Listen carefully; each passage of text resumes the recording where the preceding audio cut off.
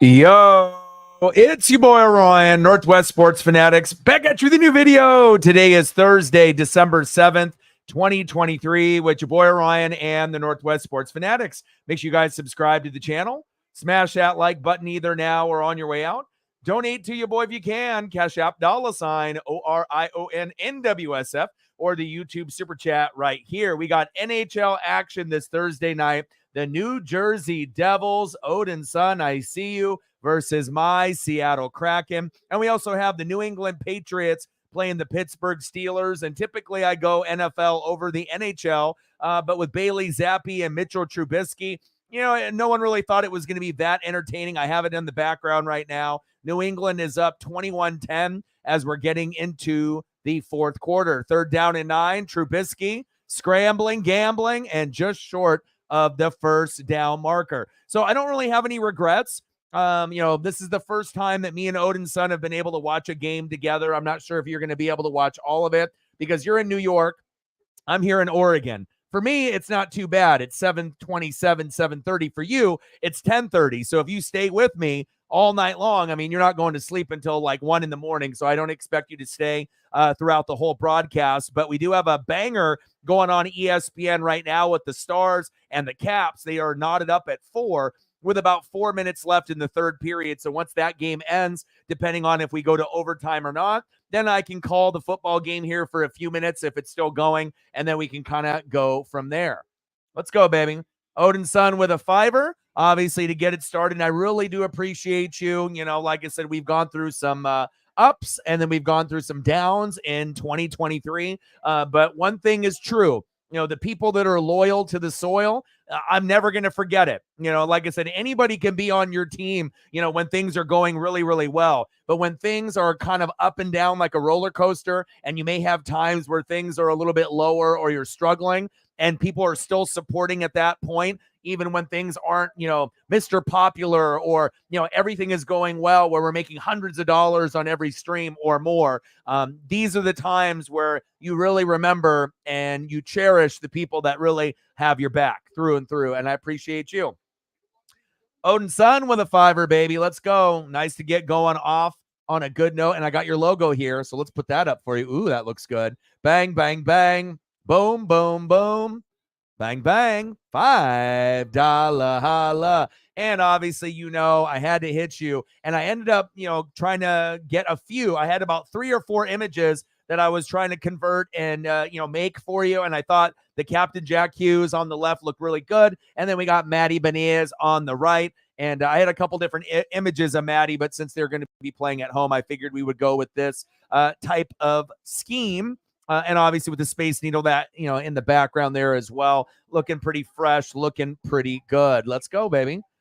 And I figured, you know, even if you weren't able to make it, I was still going to end up doing this matchup. And again, most of the time, I'm going to lean towards the NFL 99 times out of 100. But if the New England Patriots are on and they're playing like they are this season, and Pittsburgh doesn't even have Pickett, and there's some injuries there as well, no regrets. And I feel that I'm going to enjoy doing this broadcast more than doing that NFL game. Now, would I still have had fun doing the Patriots and Steelers? Of course. If it's the NFL, I'm still going to get excited and have fun with it and hope that it ends up being better than we anticipated, because I know some people thought it was going to be like a 14-10 kind of game, and we got above and beyond that. But we still got to wait for this Stars and Caps game to get knotted up. And if nothing happens in the last 2 minutes, it's going to go to OT, and then we'll kind of go from there. Let me know what you want to do for photos. I got a couple here, you know, obviously for Captain Jack Hughes on standby. We're starting the beginning of the fourth quarter, 4th down and 2 for the Pittsburgh Steelers. I got one Captain Jack Hughes there for you, and then I got another. And if there's any other player, past or present, that you want to see, let me know, and I got you, bro. I appreciate you. Trubisky with a little flip pass. Jalen Warren gets popped and just short of the first down marker on 4th down and 2. Let's go, baby. So at least in all, I'm still getting both. So at least I get to call a little bit of this NFL game, and I'll try to, pretty much watch both at the same damn time. He said, go Devils, baby. Let's fucking go. Daniel in the building. What's good? How are you? Matt in the building. What's good? How are you? Puck drop. obviously anticipating maybe this game going into OT with less than 2 minutes to go. So as soon as it comes up, it's on ESPN globally. So I thought that was really cool because even, we have streaming sites and sometimes we'll have to use those or it's not televised. But that's another reason why I decided to do this. It's the Kraken. We're at home. It's on ESPN, so anybody can watch it, regardless if you have access, to a streaming site or not. But again, you can always watch it on ESPN.com and then go to the watch section, click on it, and watch it on your computer, tablet, or your phone. Or if you have cable or satellite, obviously you can watch it that way as well. Let's go. Matt in the building. What's good? How are you, brother? Go Ducks. What's good, brother? Oregon offers an Oregon State DB transfer. Yeah, and it sounds like, we're going to be getting Gabriel. We're going to probably get some information on him sooner than later as well. Sarah in the building. What's good? How are you? Zeke Elliott. Yum, yum, yum, yum, yum. Trying to eat up some yards. And still knotted up at 4 with the Stars and the Caps. Alexander Ovechkin and company.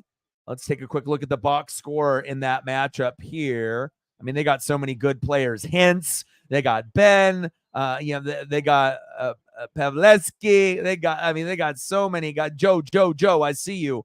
What else do we got here? And then on the other side with the Caps, Alexander Ovechkin. And let me see. What do we got here? Let me look at the box score. So Hintz. Wow, Hintz has been going crazy. 2 goals in the third period to get them to 4-4. Okay, I see you. Nothing goal-wise for Alexander Ovechkin, but even though he's an OG like Sidney Crosby, you never can count them out. Looks like there's 43 seconds left there. So obviously you can give me a little heads up, Odin, once you see it, but if it ends up starting at 7:45 my time or 10:45 your time, but I got ESPN obviously with the GameCast ticker going there as well. Blocked. Punt blocked. Wow, 21-10 Patriots. I don't know what's worse, Patriots in general or the Pittsburgh Steelers only putting up 10. I mean, we know New England's defense has been very good in the last month. They haven't been able to score points, but their defense has been lights out. But as far as Pittsburgh is concerned, your offense and defense are kind of bootios. Yeah, you got TJ Watt, you got Minka Fitzpatrick, you still got guys that can make plays and whatnot, but it might have been, one of the more disgusting matchups. I'm not really sure what would be worse than New England, Pittsburgh. There's 2 matchups that I can come to mind that would be worse than this. New England Patriots and the New York Giants, and the New England Patriots and the New York Jets. I think those would probably be the only worst matchups or up to par of like, wow, I'm an NFL fanatic, but even this matchup is like, a little rough to watch, but at least it's not like 6-3, or 3-0 right now. Then you'd be like, oh my God, what are we doing here? But 21-10, I mean, 31 points scored. I know a lot of people lost money on the over and the under because they assumed that it was going to be very bad. I mean, New England played the Chargers with Justin Herbert last week, and it was 10-0. So, when you put up a 0 in the NFL, not pretty. So we'll see where it goes. And it looks like it just went to OT. So they are anticipating that matchup. Obviously, we have to finish that before ESPN can broadcast the matchup. So at least we get a little bit of NFL sprinkled in with the Kraken and Devil matchup. Let's go. Megan in the building. What's good?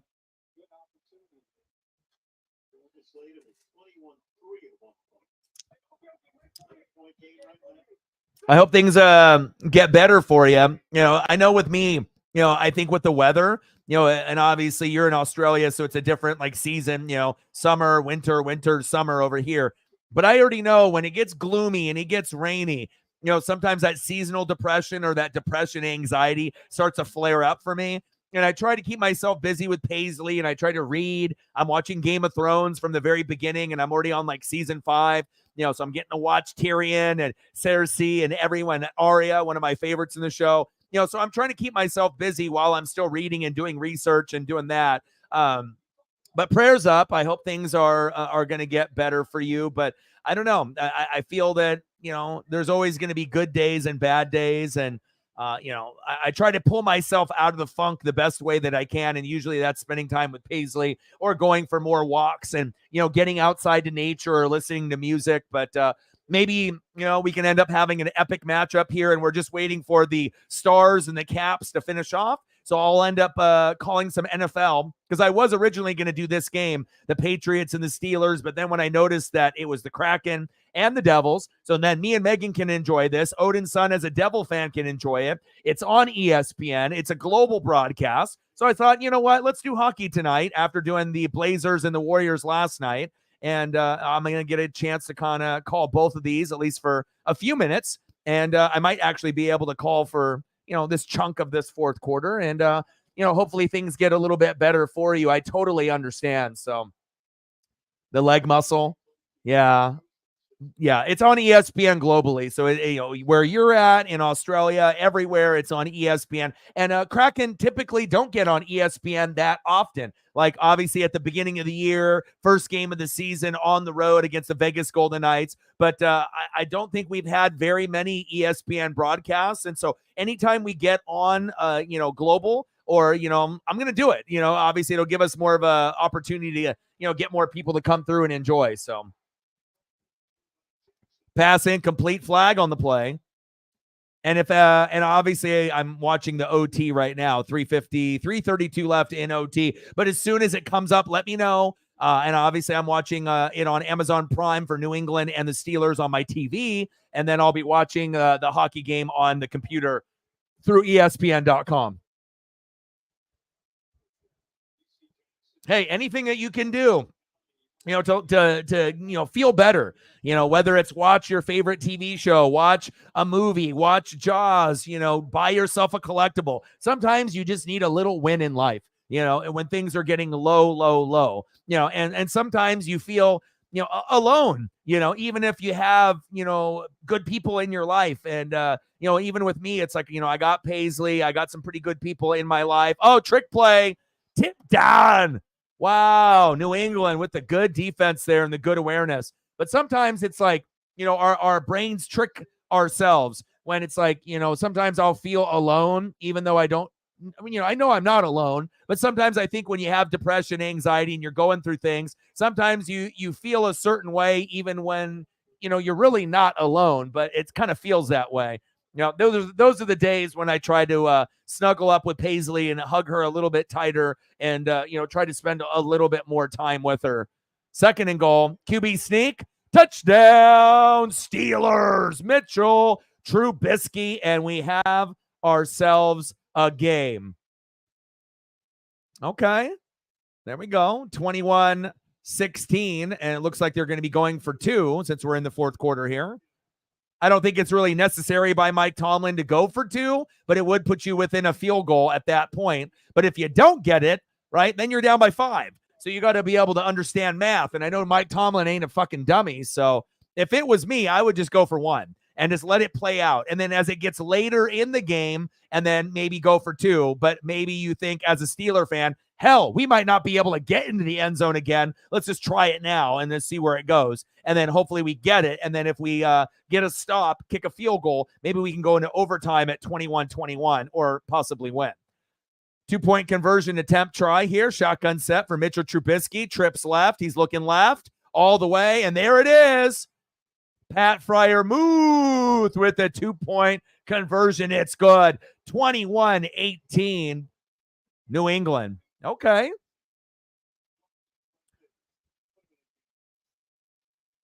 Oh, nice.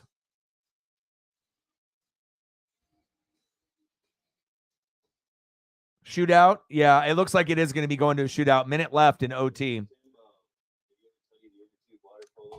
Well, let's throw up some pictures for the two of you so to brighten the mood a little bit. So we'll start off with Megan here a little bit. Regardless if we have donos or not, it's okay. I'm always going to show the love for the people that show me love on a regular basis. And like I said, it's been a struggle. It hasn't been as good as last year. But, what really shows to me, the people that are loyal to the soil is, people showing up, and obviously, subs, likes, shares, donos are fucking important. and the support is important, but to be able to be there for each other, that's more important. And the subs, the likes, and the shares, and the donos, if it's meant to be, it's meant to be, and they'll come. So, I know 2024 will be better, and I really do appreciate those people that have been loyal to the channel.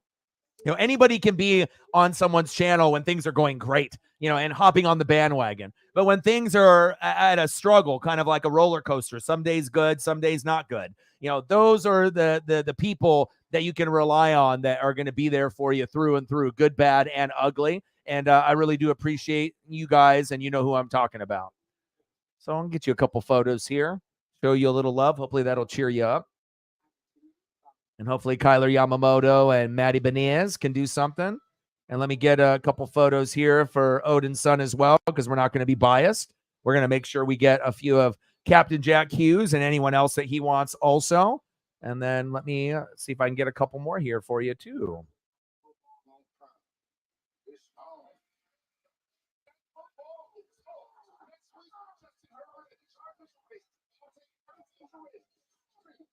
Chargers Raiders next Thursday, much better.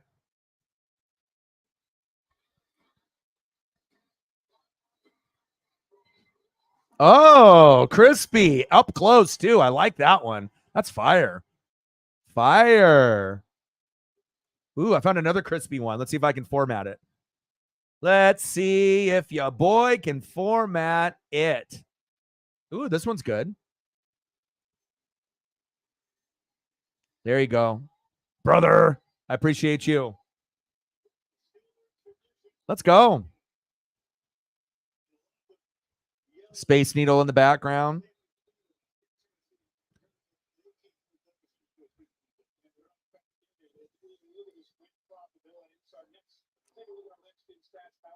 Yeah, I can. For sure, for you.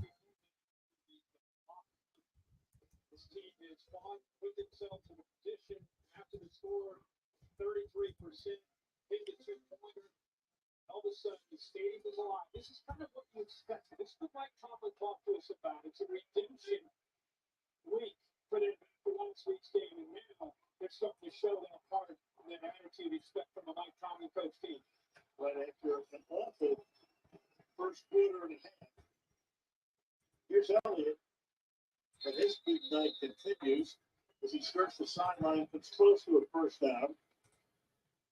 And the spot to go. Just a little bit short of it. Second down.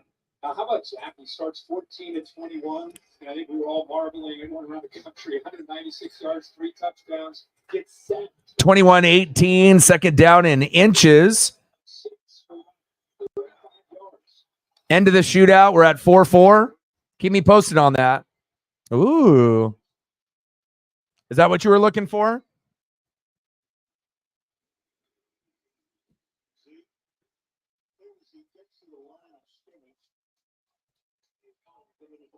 Right now, it's Landon Roberts, who is there, but she got the inches necessary for a song.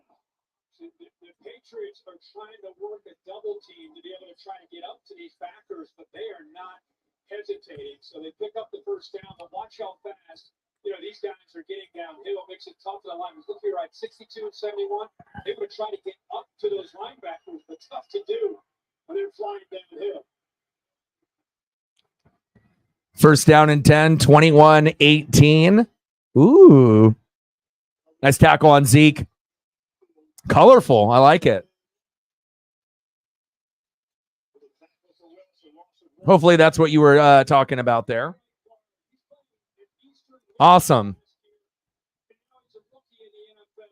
I mean, as far as, let's see. Yes. Let me see if I can format it.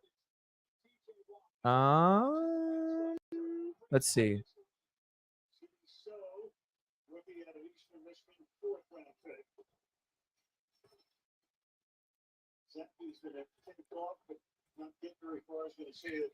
I'm not sure if this is what you're talking about, but there's not too many.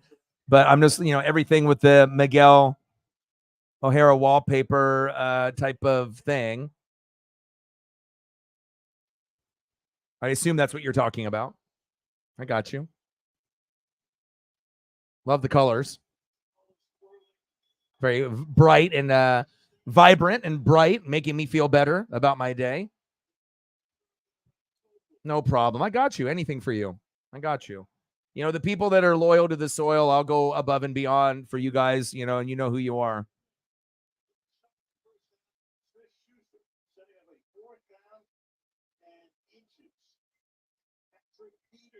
All right, let me see here. All right, I think they got the game going. I need to find it.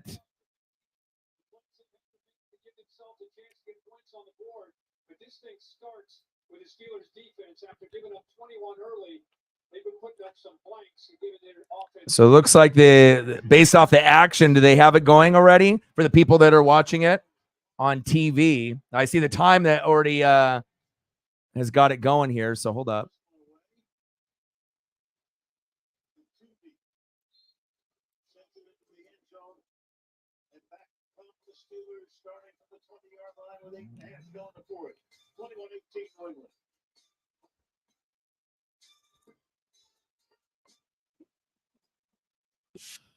And they got the shootout with Ovechkin on the Stars. All right, so the action is actually started, but we can't see it yet because they have the shootout.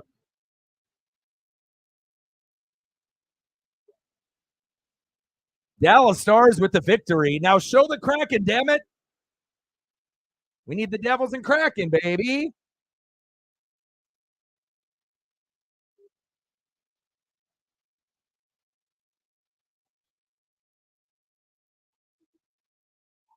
Ovi.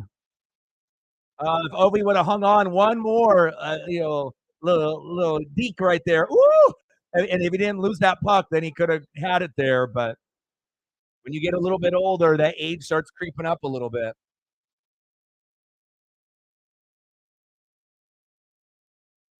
All right, well let's cue it over. Let's go. Devils and Kraken. I mean, they're already on the ice and skating around, as I can see on the ticker above. So it's not like they waited. They're like, we waited long enough for you guys. Oh, there we go. Come on now, flip it over.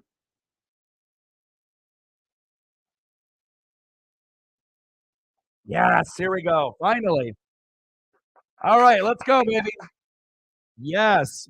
And it's cool to be able to see it like on an ESPN broadcast. And sometimes they'll do like the glowing puck or they'll have the names glowing above the player, kind of like in NHL and the video games back on like Sega and PlayStation and whatnot. And speaking of video games, if you haven't seen the Grand Theft Auto 6 trailer, oh my God, you got to see it. Obviously, watched it when it came out, and it looks incredible. It's not going to come out till 2025, but when it comes out, it is going to shut the world down. Believe that. All right, so we only missed about what, like a minute or two. Not too bad. No scores, no goals scored or anything crazy. So I will once I end up seeing it, and I still got the football game on too. So as long as the stream doesn't start lagging, I can pretty much call both. I got I got Prime on my TV here in the room, and with the Patriots and the Steelers, and then we got this game here as well.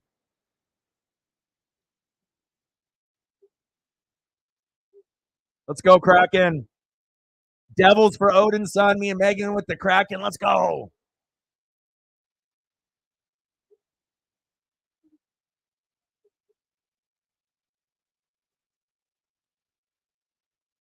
You turn down the football game a little bit because I want to hear the action more. Two shots on goal each.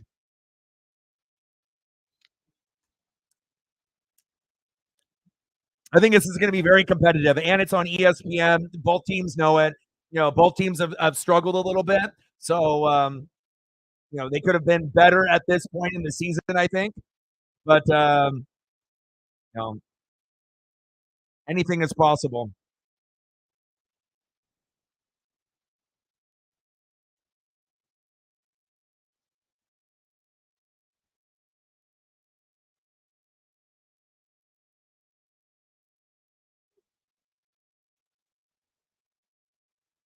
21-18, third down and 5 with 7:41 left in the fourth quarter in the NFL Thursday night football matchup on Prime, and we're knotted up here at 0. A little bit delayed with the Stars and Caps going into OT. Stars with that win in the shootout, and Kraken look very aggressive, and they're looking like hopefully they have their heads on straight to be able to hopefully get a goal here in that first period to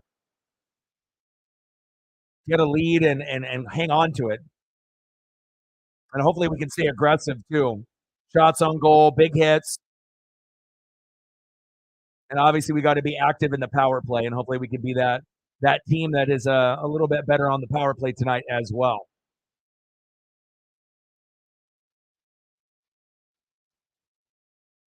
Uh-oh.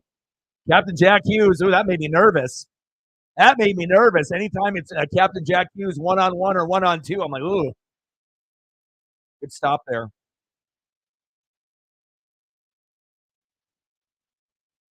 Leah Hextall, ESPN Hockey Night. Tell him, Leah.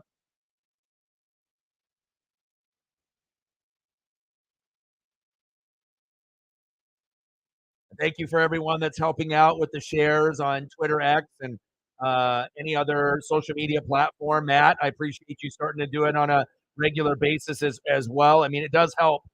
So I appreciate that very, very much. Matt and Sarah and Cyberpunk with the share too as well. And hopefully we can get some goats to come through, and hopefully we can end up having a decent day, getting closer to the goal rather than sitting at $1 or $5. Obviously bills need to be paid, and I'm grinding pretty much every day. And I mean, nobody can survive off $1 or $2 in a day. So hopefully we can get some people to show some love by the time this broadcast ends. And then I haven't really looked at the slate for tomorrow to see what is on tap, but we'll probably do something NHL or NBA tomorrow. Come on, Maddie.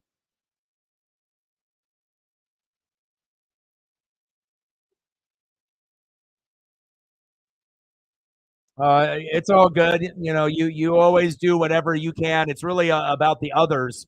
It's like we had about 10 goats. That would be in the streams pretty frequently or almost daily, and then now sometimes we have none. Or one. So it's and you don't even know if they're going to be able to even support. So that makes it kind of discouraging and a little stressful and a little sad, to be honest, for all the hard work that I put in. I would be lying to say that I feel unloved or underappreciated sometimes, because I do. I'm not going to be fake and be fugazi and act like everything's great when it's not. I got to always keep it 100. But I just have to be able to have the faith that we can either get new goats to replace the old ones, get the old goats to show up, or to be able to get a nice mix of people where we can actually get some support with the likes and the shares and the comments and the donos, so I can continue to do this stream and I can survive. Being able to, be able to pay a bill, be able to eat, be able to have a roof over my head. I mean, the bare minimum. It's not like I'm trying to be rich. I'm just trying to be able to continue the dream. So, third down and 3, 21-18 New England. 5 minutes left in the fourth quarter. We're still knotted up at 0 here in the first period with the Kraken and the Devils. 3 shots on goal for the Kraken, staying nice and aggressive. Devils only with 1.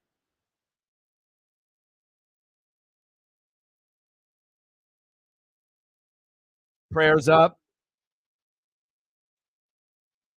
Jeebus.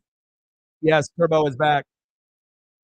Yeah, and you've had a pretty rough week with that situation with the Teapot, rest in peace, and then with your dad going to the hospital. I mean, you couldn't ask for maybe a crazier couple days, but I got your back, and the people that are the regulars that obviously more closely than some of the others on the channel. They're going to have your back as well, and this is a good therapy for us here. Like I said, sometimes when we take too many days away from the stream, I feel it hurts my mental health, and I think it hurts yours too. Especially if you have issues with mental health.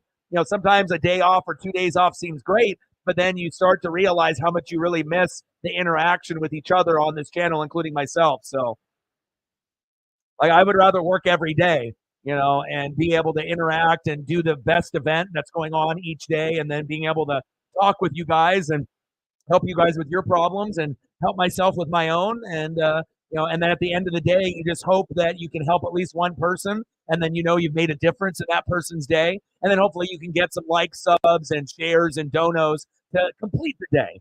I mean, it's always better to be closer to 50 to 100 rather than being at nothing, at a 0 or at a 1 or a 2 or a 5, you know. But it just, it makes you humble and it makes you appreciate things more. And, no one wants to be able to put their blood, sweat, and tears and not get acknowledged for it. But I guess, that's the reality that we're living in 2023. And hopefully 2024 will have less days like that. So, but it definitely shows you who's loyal and who's not. It definitely shows you who cares and who doesn't, So I'm definitely not going to be going out of my way for people that don't give a fuck about me. If you don't give a fuck about me, why am I going out of my way to check up on you? If you're not checking up on me, that type of thing. And that goes in general for you guys too, especially if you're, that type of person that cares about other people. Sometimes you got to draw a line in the sand and you guys got to, kind of stand up and say, enough is enough. You got to be able to look out for the people that care about you. But, if someone isn't looking after you, why are you going out of your way for them? There's just no point. And sometimes, it's a harsh reality, but you have to kind of come to that realization at a certain time. So,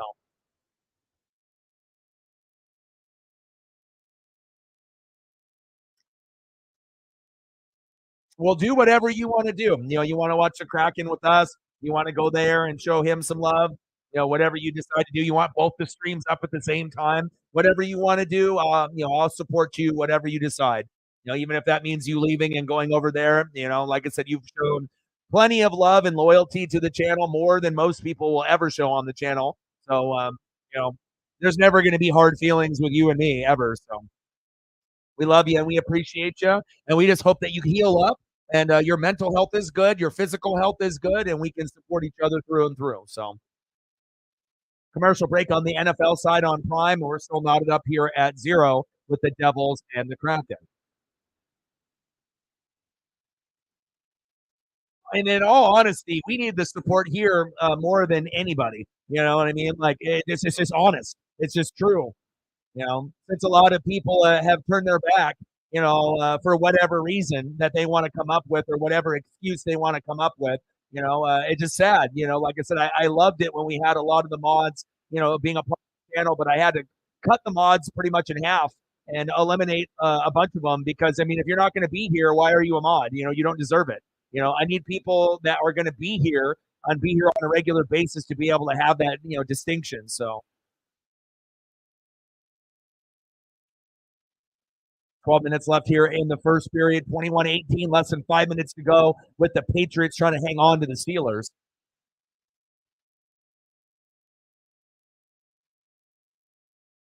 Oh, nice. I mean, honesty, loyalty, and respect are so important to me. You know what I mean? And it's one thing, I mean, if we have hundreds of people in the room and then a few of the goats and a few of the mods and a few of the heavy hitters leave or come back or never come back, other channels are fine because they have others to make up for them. But if we have a certain amount of people and we can't replace them, then we get put into a pinch where, things get really fucking difficult and get challenging. So, but I always have to keep the faith, no matter how good or how bad it gets. I'm not going to get braggy and overly excited, and I'm not going to try to get too down when things are low. It just have to kind of, be even keel and try to, not get too high for the highs when we end up having like $1,000 dono day, and then the lows of the lows where we get 1,500 people and not one person supports, and we hit a 0 at the end of the stream. That shit is sad as fuck. I mean, that's just the bottom line. No one deserves that, including myself. Especially someone that works as hard as me, but that's just the harsh reality sometimes of streaming on YouTube and Twitch. So, but it definitely makes the people that do support stand out even more for me, and I'll never forget it. The loyalty will never be forgotten. 6 shots on goal for the Kraken, only 2 for the Devils. I like the aggressiveness so far here with the Kraken. Yeah, we appreciate you a lot. I wish more people had your type of loyalty and support, honestly.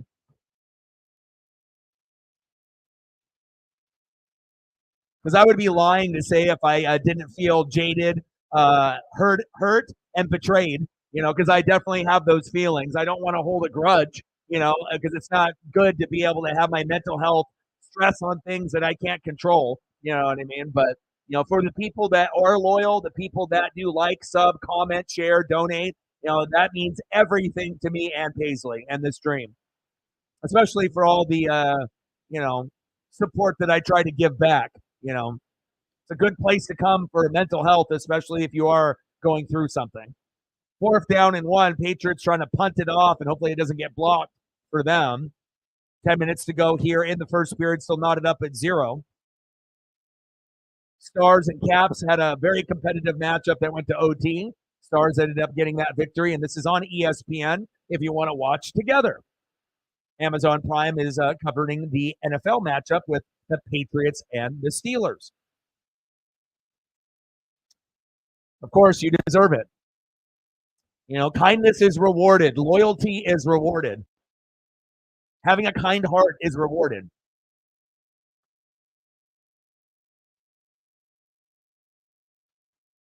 Kraken staying very aggressive there near the glass. I like it. Ooh, high elbow there from the Devils. Is that a penalty call? A holding. Oh, no. Oh, no. Power play for the Devils. Oh, what happened to my hands? Trubisky overthrows Fryermuth, 2nd down and 10. Yeah, so we're always going to play better at home, just like any other team when they're at home. Yeah, I appreciate that. But it also shows you, Sarah, just like anybody else, when you have more, people that care, right? And then, more people are donating, then those people that occasionally donate will be donating and donating heavier with a higher dollar amount. But then if we don't have those people, then obviously even people that do donate, then the dollar amount gets smaller and smaller because there's less people donating. It's just the way that, YouTube works. It's just the harsh reality, unless you just get someone that really wants to, bankroll the channel and really show me love and support for me and Paisley and the dream, you know. But it's like for people that maybe normally would donate 5 to 10, if less people are donating, maybe those go down from $5 to $10 donos to $1 or $2 or none. And it's sad, but that's a harsh reality, and hopefully we can get, more people to be on board. But we definitely have had some people that have, walked away.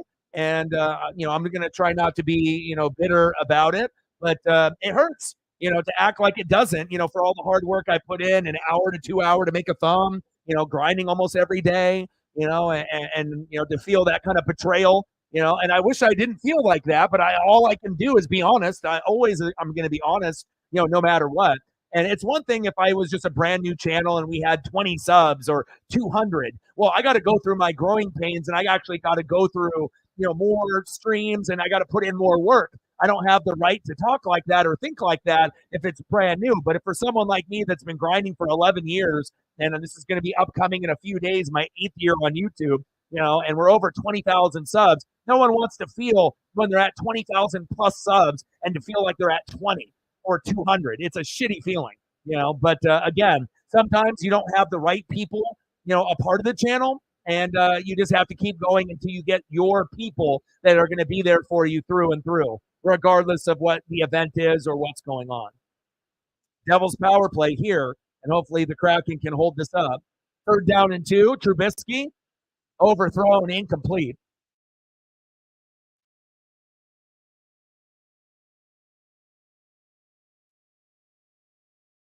Yeah. Well, a lot of people, that sub, like I said, it depends on where the subs are coming from. If it's going to be coming from reaction videos only, because a lot of those people that watch reaction videos, they don't watch the live streams. And some people that watch the live streams, they don't watch the reaction videos either. It's either live streams only, reaction videos only. Some people watch both.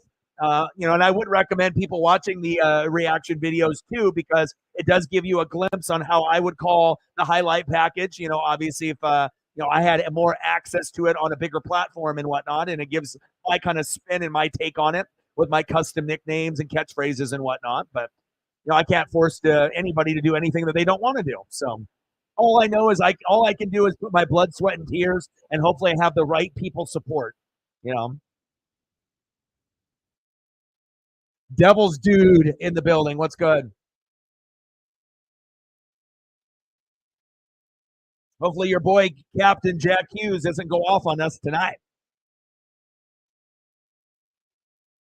All right, 1 minute left here on the power play. And I can't hate on Jack Hughes. I love him. There's a few players, across the league, that doesn't matter what team they're on. They're just really fun to watch. And I'm happy that Odin's son, you got a guy like Captain Jack Hughes that no matter what, win, lose, or draw, you definitely have someone that you can keep your eyes on every single game and get excited to turn on some Devil hockey. All right, we got 30 seconds left to defend the deep here. Larson with a little bit of a line change. And see, I like the ESPN broadcast better than Root because I like it when the puck glows and where they have the names above the players like in NHL on EA Sports. Because again, sometimes you can't tell by body shape or number, depending on which way they're skating, if you can see their number or not, depending on how big your TV is or your laptop, tablet, or phone. So I think that's one thing that all the broadcasts should do, but obviously they don't have the budget like ESPN and their graphic team to do it. Here we go. Big save by the Devils. Jared McCann, that's my boy.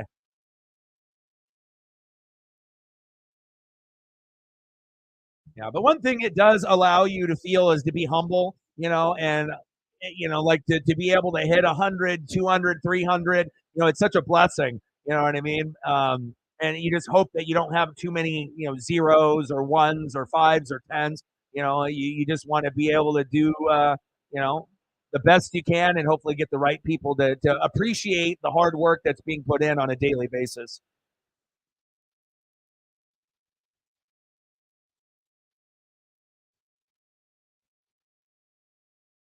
All right, we're even now. 6 shots on goal for the Kraken, no goal for the Devils there.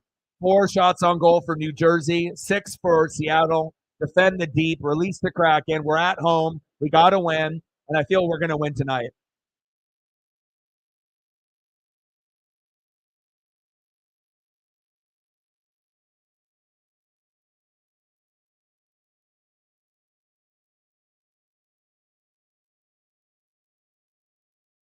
Oh,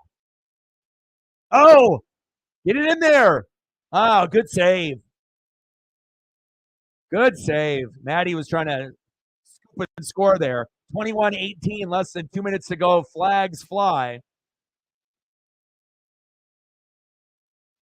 Megan's like, I've been waiting this whole time to see the color of the tie, to see if we're going to win or not. So if you had your choice, what color would you want him to be wearing right now?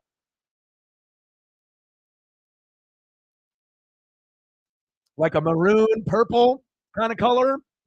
Or something more Kraken colored? I'm not even sure if they've even showed him on the broadcast yet. I don't think they have.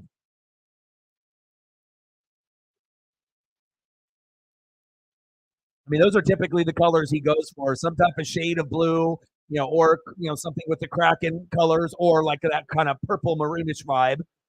Here we go.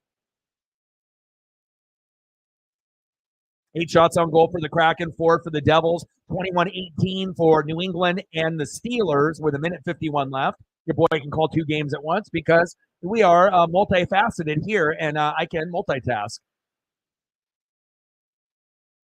Hughes with the shot. Tolvanen. Nice, Grew. Grew.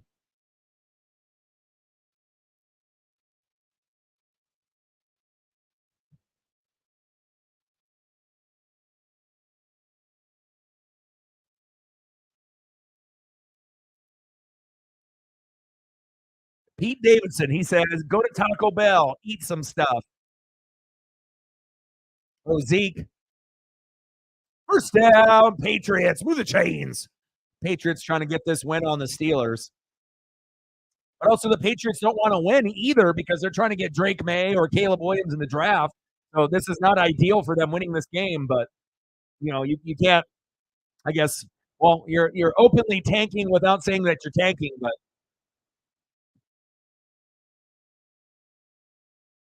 but again, if you still have a bad record when you only have two, three, four, 5 wins, you can always trade up if you need to. So as long as you're one of the bottom 5 teams, you're going to be able to have your choice with quarterbacks as we're going into the draft. Whether it's the Cardinals, the Bears, the Patriots, or the New York Football Giants, it's going to be very interesting to see where these quarterbacks go.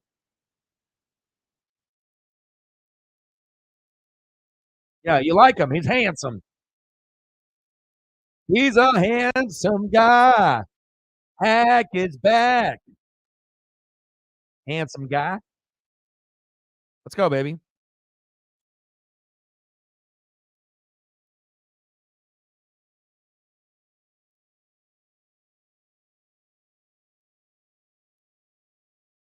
And a lot of these teams are, if they know they're bad, especially like with New England, like putting up a zero, like give me a break. You're an NFL team. You really think you're going to put up a zero?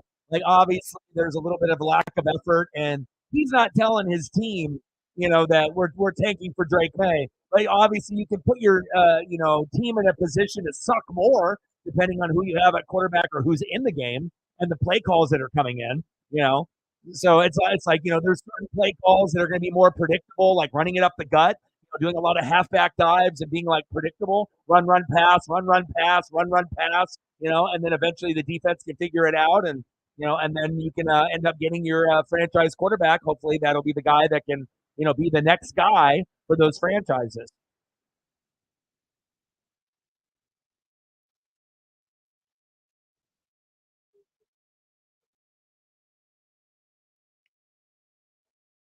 Hack was wearing a windbreaker. Speaking of windbreakers, I miss starter jackets. Like I said, I'm always finding stuff, like, moving back into my childhood home and, being able to find things that I had when I was a kid and whatnot. And man, starter jackets, man, if you grew up in that era, in the 80s and 90s, you know what I'm talking about. And obviously, Odin's son and Sarah are very similar to my age, like within a couple years. And Megan, you're not that much older either. So 8 shots on goal for the Kraken, 4 for the Devils. Third and inches for the Patriots and the Steelers, 21-18 with a minute 36 left. I love all the styles of the old starter jackets, even the ones from Homage where they've remade them. They're very cool. They have ones that zip half zip.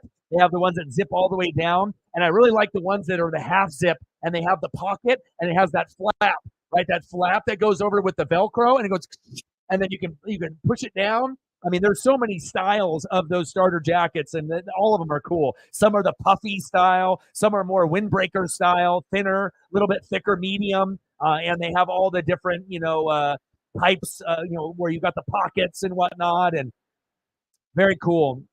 They were ahead of their time. And that's kind of why a lot of the vintage starter jackets go for, if you have original ones, they go for 2, 3, 4, $500 because they are, they're magnificent. They're so stylish, just like old school throwback jerseys and whatnot. Like it definitely brings you back into the 80s and 90s when the designs were a little bit more simpler, but I think that they look better than a lot of the designs now. A lot of the designs now for jackets and jerseys, it feels like it's like AI, computer generated, where you have some young kid that's making the designs, and a lot of them they're like, they are okay, but third and inches. Are they lining up for a tush push here? Tush push, and I don't think they got it. I think they held them. Louise in the building. What's good? Fuck, man. I wish I could, Louise. I mean, if I had more people to support me, like I said, in 2022, I got a lot of support. In 2023, a lot of the, mods and the goats and the heavy hitters disappeared.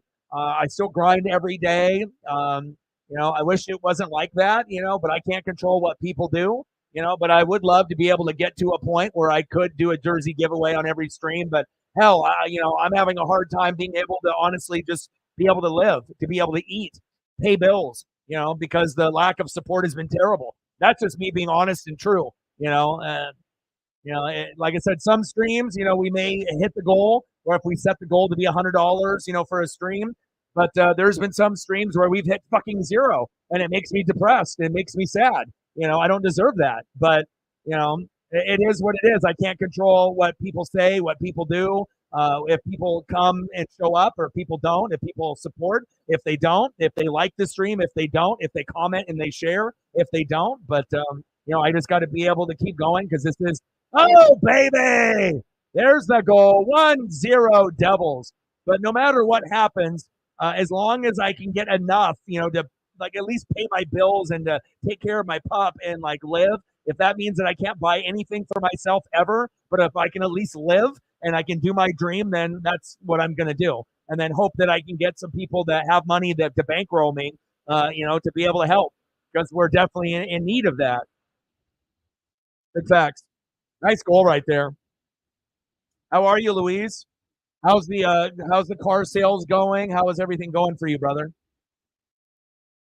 Nice goal for the Devils there, Odin.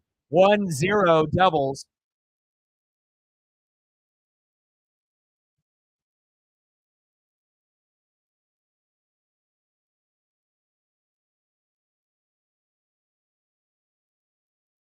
But it makes me appreciate everything, especially when we, had streams where we had 100, 200, 500, 1,000, 1,500 in like a 3-hour period. And then to go from that to zero, it's definitely, it hurts, to be able to go like that.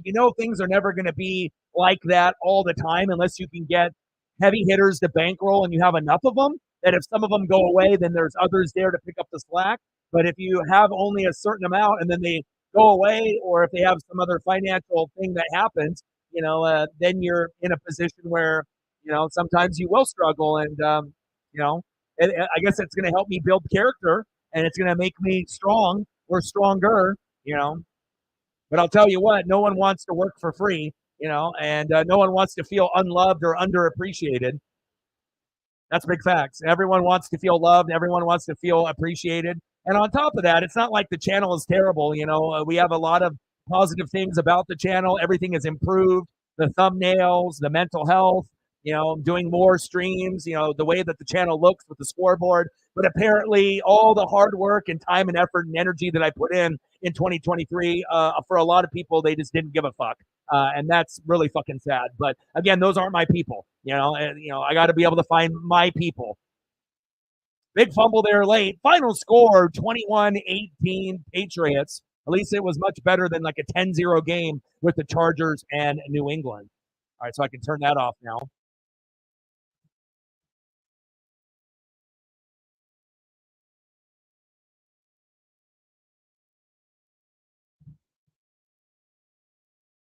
Yeah, Louise is an OG. Me and him work sales, worked at a couple different spots and whatnot. And, one thing that he had in common with me, it's like, it's integrity. Same thing with like my boy Jay Graves, and he's one of my best friends even to this day. He was very shy, you know what I mean? But again, it's like once you get to know someone, yeah, you can be a liar and be number one in sales and have a bunch of chargebacks and a bunch of cancels and get this fake love and fake praise. But when you can be number one, number two, number three out of a group of 10 or 20, men and women, and they know that you didn't lie to be able to get those numbers, you get a different type of respect, because they know that, you didn't do it in a skeevy fucking way, that you were honest and true. And, they know that your sales are going to stick. So sometimes it's better to be fifth place, and know that all your shit is going to stick rather than being in first place and having, 60% of your sales cancel. So.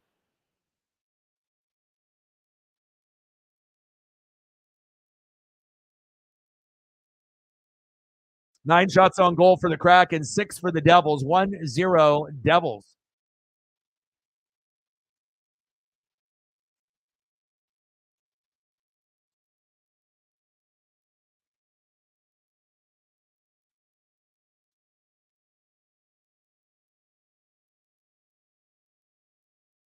All right, we got less than 30 seconds to go. I mean, Kraken have been pretty aggressive, and it's not like the Devils are taking advantage of a bunch of power plays on us either. All right, 15 seconds to go.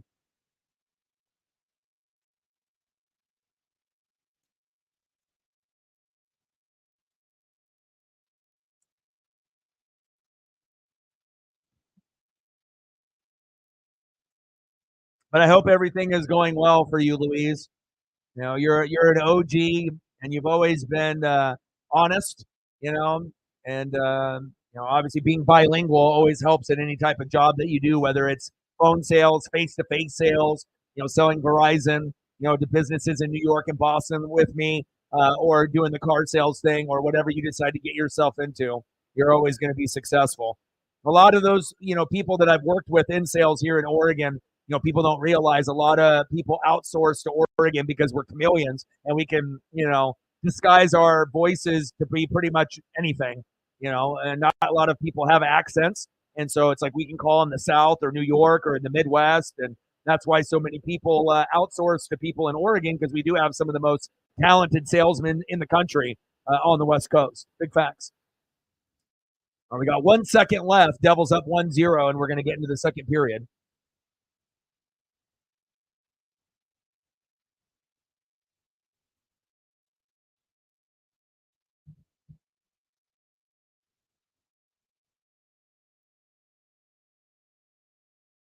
Yeah.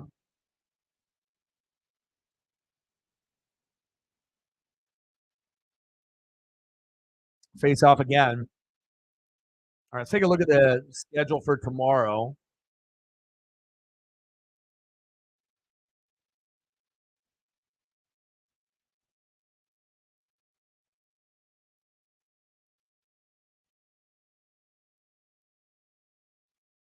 So tomorrow is the Penguins and the Panthers, the Blues and the Blue Jackets, and the Wild and the Oilers. So we probably won't do NHL tomorrow. If I was going to do one, I would probably do the Penguin matchup for Crosby. But let's look at the NBA.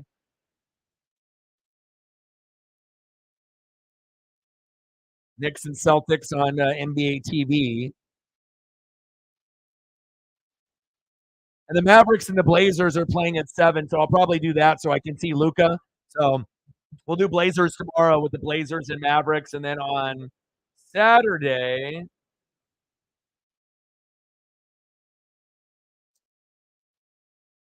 Army Navy is on. 5-6 versus 5-6, but I would consider maybe doing that. I mean, I guess it just depends on what we want to do. Pacers versus somebody in the in-season tournament, so we won't do NBA. And then on the NHL on Saturday,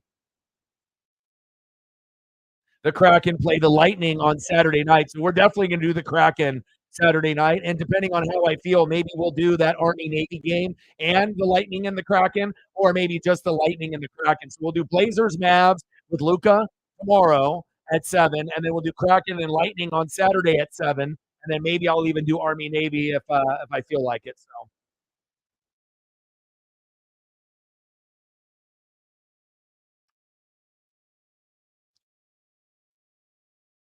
All right, let me know what you guys want to do for photos while we have about 10 or 15 minutes here while we're waiting for it to get back going here. Let me know what you guys are thinking. It could be anything, and I'll be able to take care of you.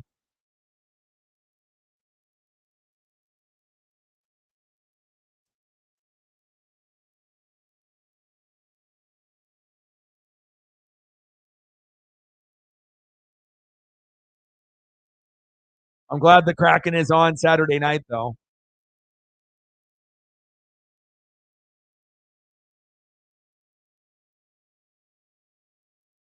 Andres Palat with the goal, assisted by John Marino and Nico Erciel. See if I can get a photo for you with the goal.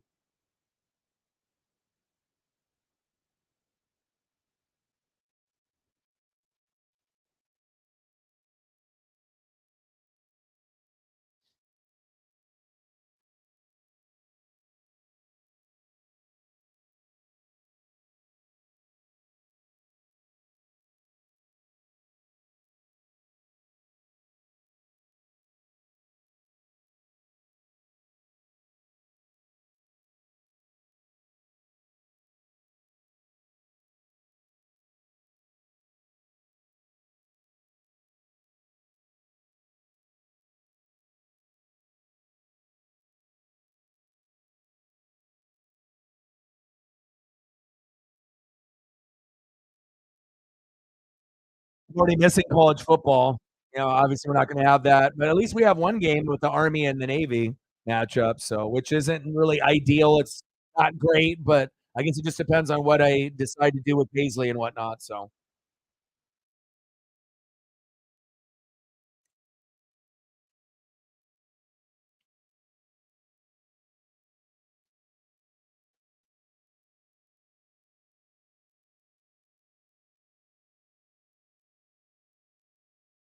12-10-1 for the Devils, 8-12-6 for the Kraken. Yes.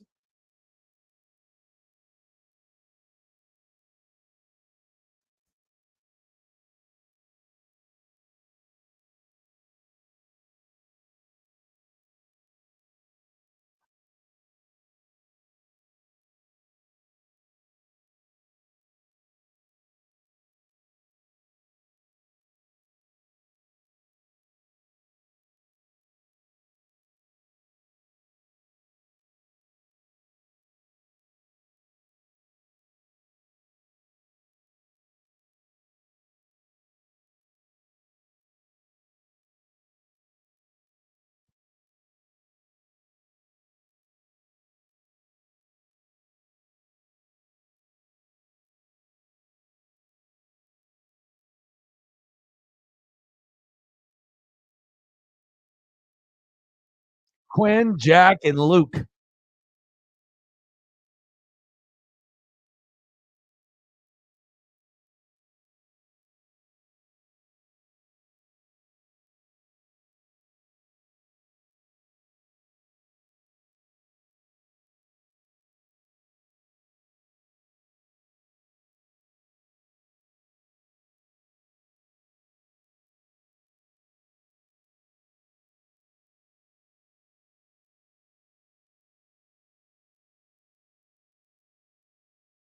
One zero Devils.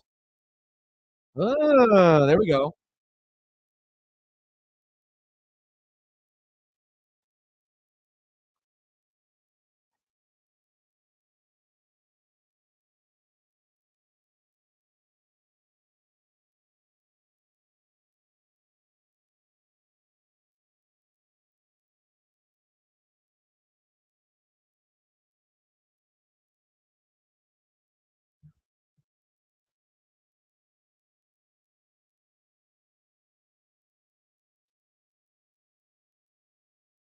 See if I can get a Schmid photo here for you too.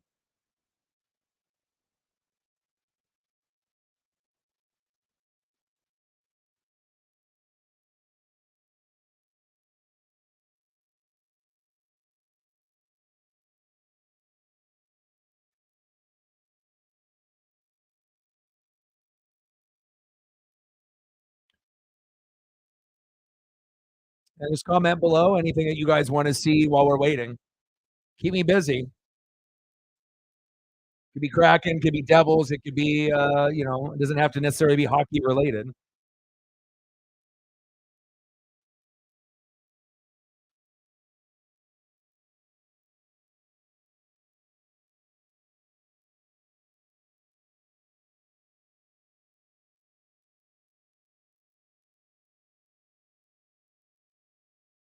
Akira,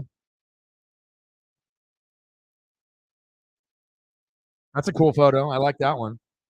I like it with the glass and the crowd in the background. Whoever took that photo is awesome. Yeah, we got to get those likes up. Likes, subs, donate, donations, comments, shares, anything helps. I don't know where we went to a point where everyone stopped caring, but we have to get back to that point where everyone cares, like we had in the past, instead of everyone caring and then nobody caring. So all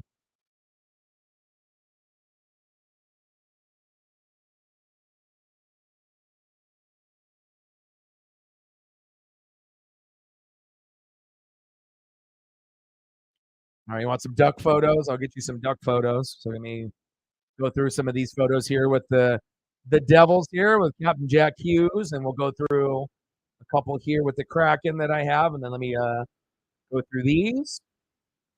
Obviously, Captain Jack Hughes on the left and Matty Benitez on the right. A little hack, a little Kyler Yamamoto,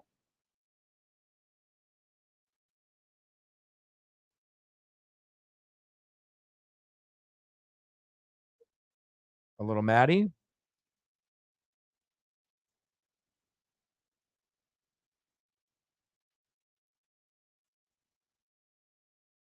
a little Yanni, and then I'll throw some duck photos up here for you. Jerseys are slick.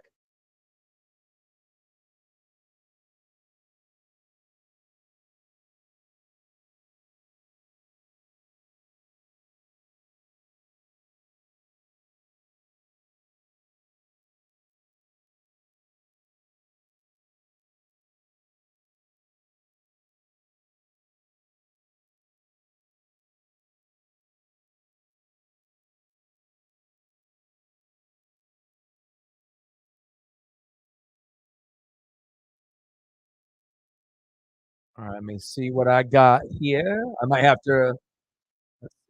What do I have?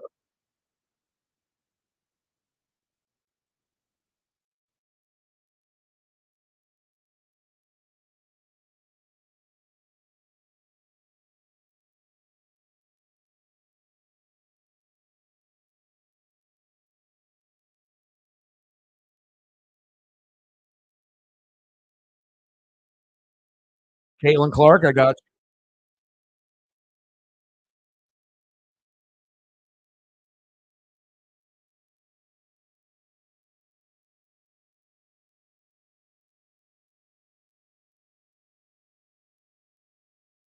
anything that we can throw up to pass the time.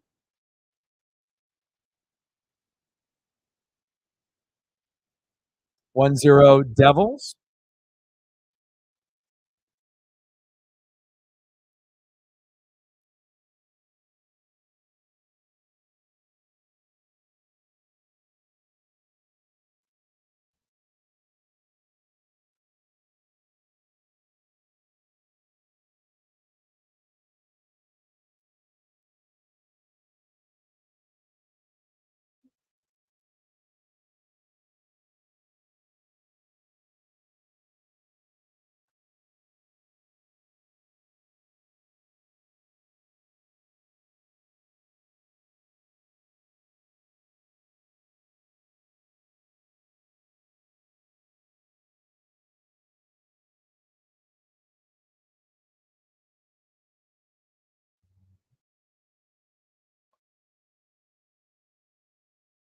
The good old days with D'Anthony and LaMichael.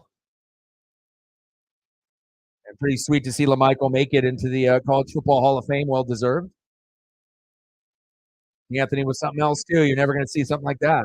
Like Tyreek Hill in college is pretty much what it was.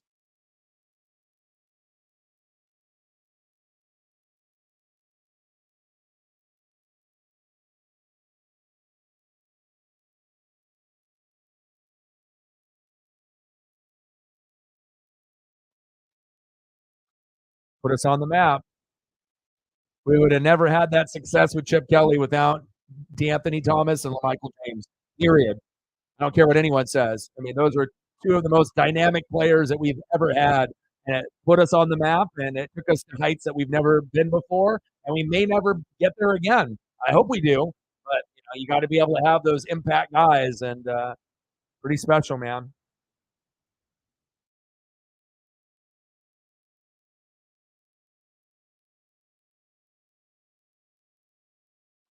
Shout out to LaMichael James. And after he ended up leaving the NFL, opened up a bunch of killer burgers here in Oregon, so that way he didn't waste a lot of his NFL money. He was really smart, and sometimes you can even find them at the location, there depending on where he's at, like Beaverton, Lake Oswego. They got one in Eugene. I don't know how many that he owns now, but at least two or three. So good for him to be smart with his money post the NFL career, with the Niners when he fumbled in the Super Bowl, and then obviously with the Dolphins. Not everyone's going to pan out. Same thing with D'Anthony, going in with the Chiefs and then the Ravens, and then COVID hit and he decided to sit out, and then no one picked him up after that, and then his career was over, which is a goddamn shame. But, he'll still be a legend in my book, no doubt. studs.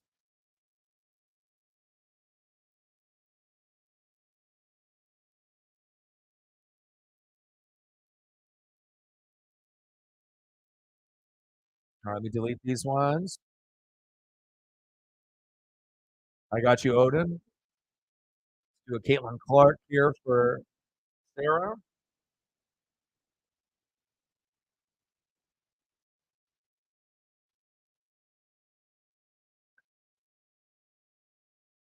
She's definitely going to make the women's tourney exciting, where you're going to get more people probably watching the women's than the men's. I mean, people are going to do their bracket and they're going to be watching it, but I feel like last year the women's was better than the men's. But again, you have to have superstar players to be able to watch. The last few years, and then we got robbed with COVID with Sabrina Nosku. I know that she would have been able to do big things too.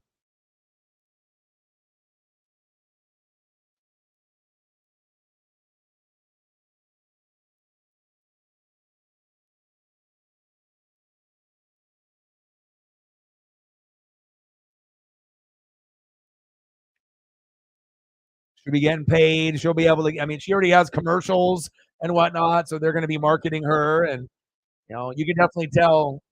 If you're elite, you're definitely going to be able to be an inspiration for the young ladies growing up. But not everyone's going to ever have a skill set like this. I mean, this is like one in a million type of player. Big facts.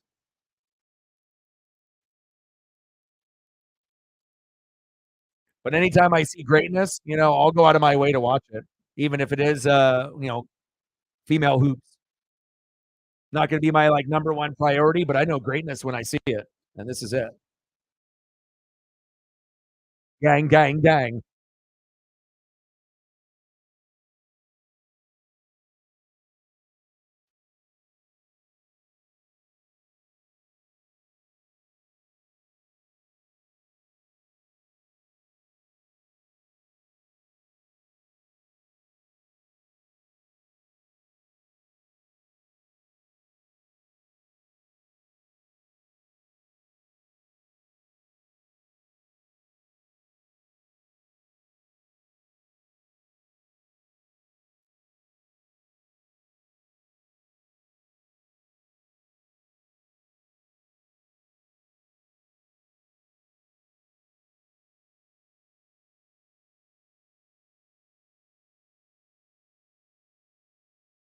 There you go. All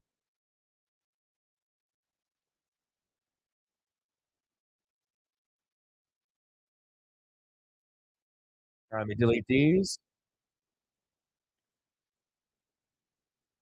All right, what did you want, Odin son?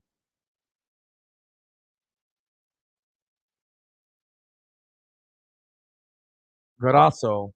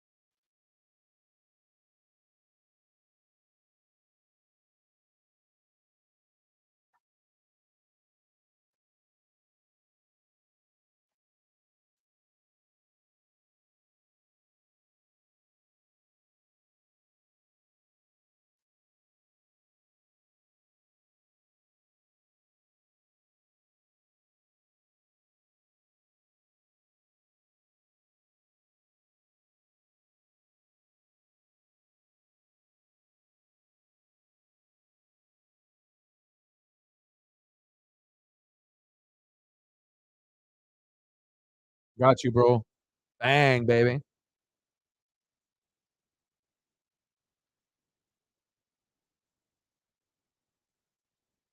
My boy.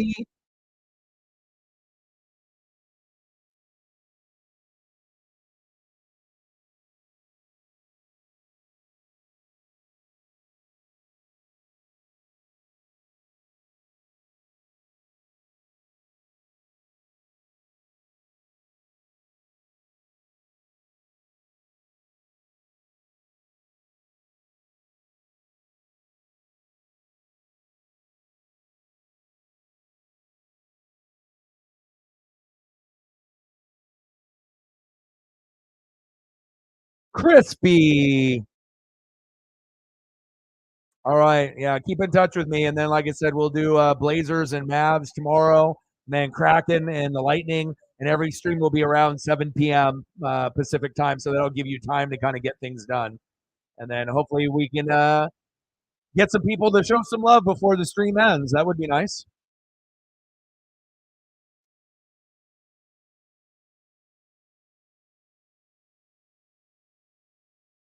All right. 1-0, Devils lead.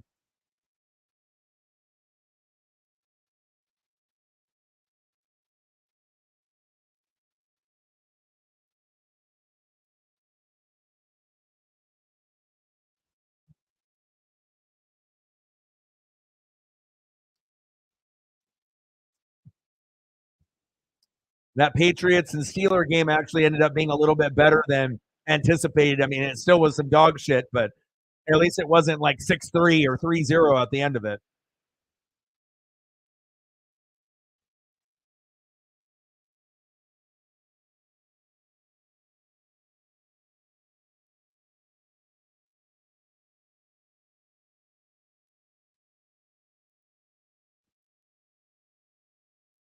We got to get into the power play and stay aggressive. Come on, Gru. Captain Jack Hughes, he's a stud.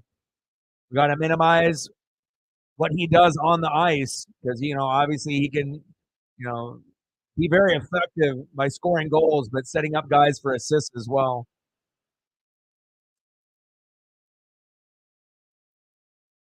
The game is on ESPN if you guys are watching along, obviously through a link or through ESPN.com or through your cable and satellite provider. If you want to watch along with us.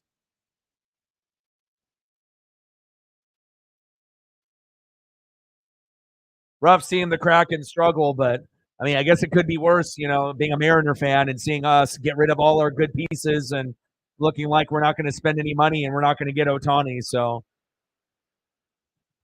at least the Kraken have that going for them.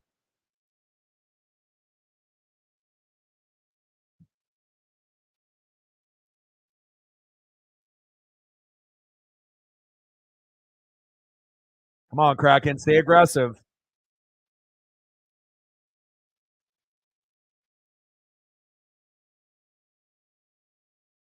Oh, that was close. Big save on that one timer and Gru with a huge save right there. That could have been terrible for us.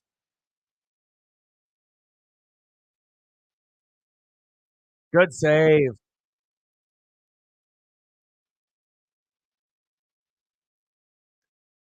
Matt, you want to handle the lead mod responsibilities while Sarah is gone?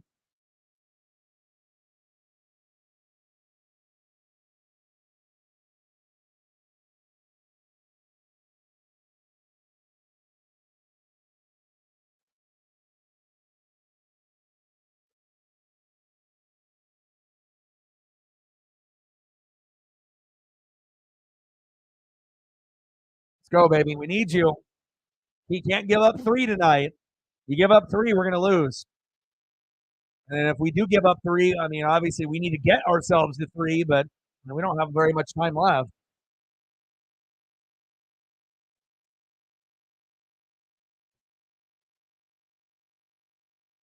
You know what my wish list is? To be able to survive, to be able to eat, to be able to live. That's my wish list.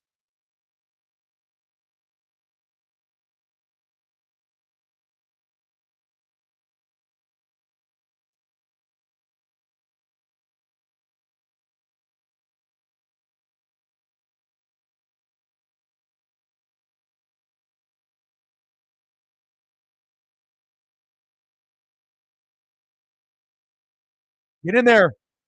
Get in there. A couple of decent shots with a lot of guys in front. Good save. Icing.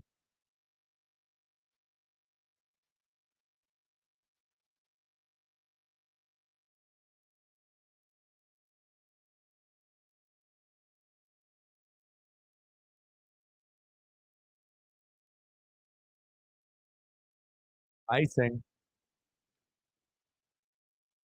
No beanie. I like it. Elliot in the building. What's good, brother? How are you? How are you handling all the movement from the Padres, like with Juan Soto and Grisham leaving, Trent and Juan? I think you kind of expected it and whatnot. So, but hey, things could be worse. You could be me and be a Mariner fan and like get rid of all your good players and not get anybody good in return. The Mariners are probably the most dysfunctional fucking organization in sports, and it's very rough being a Mariner fan here in the Pacific Northwest. So at least you're not a Mariner fan. Hey, you still got Manny Machado and Fernando Tatis. I mean, we got rid of Kelenic. We got rid of Eugenio Suarez. We're not going to re-sign Teoscar. We got a bunch of dog shit in return. And instead of having like 2 or 3 holes to fill, now we got like 8. So we're going to be fucking terrible. And then if we trade away any of our good pitchers, we're going to get dog shit in return. So I mean, like I said, the ownership and the GM and the manager, like all of that is just dog shit, and it shows you it's like you can have players and pitchers and hitters, but if you don't have a good front office or a good owner or GM or a good manager, you're fucked. And I feel that's kind of the way it is. It took us 20 years to be able to make the playoffs, and then they didn't make any moves, and it seems like they're going to still be cheap moving forward. So, yeah. Sometimes you got to take the good with the bad, though. Like Eugenio Suarez struck out a lot, but he was a top 10 defender at third base. I guarantee we're not going to get a third baseman that's going to be as good of a defender and a guy that could hit 30 to 40 home runs like Suarez and be a clubhouse guy that's passionate. That was a fan favorite. Did he strike out too much? Yes. Did Kelenic strike out too much? Yes. Did Teoscar strike out too much? Yes. But you're not going to replace those guys and bring guys in because we're too fucking cheap, dude. Sad, man. Yeah, you guys will still be probably better than us. How's everything going with you? You've been eating a lot of pepperoni pizza, driving your whip, and making the most out of your license and whatnot. Hopefully, everything has been going good for you. I would like to say everything is going fantastic for me, but that would be a lie.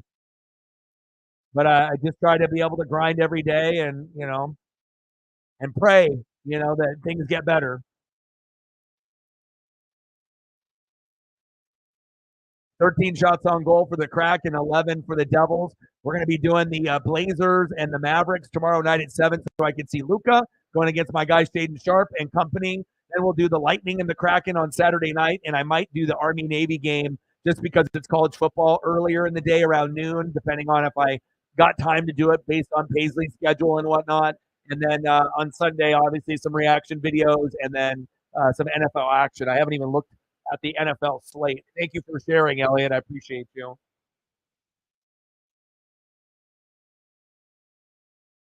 right, let's take a look at the NFL slate. We got Bucks, Falcons, Colts, Bengals, Jags, Browns, Texans, Jets, Rams, Ravens, Lions, Bears, Panthers, Saints, Vikings, Raiders, Seahawks, Niners, Bills, Chiefs, Broncos, Chargers, Eagles, Cowboys, and then on Monday we got Packers, Giants, and Titans, Dolphins. A lot of shitty matchups with shitty backup quarterbacks going against each other, but at least there's a couple matchups that look pretty good. I know the Grand Theft Auto 6 looks amazing.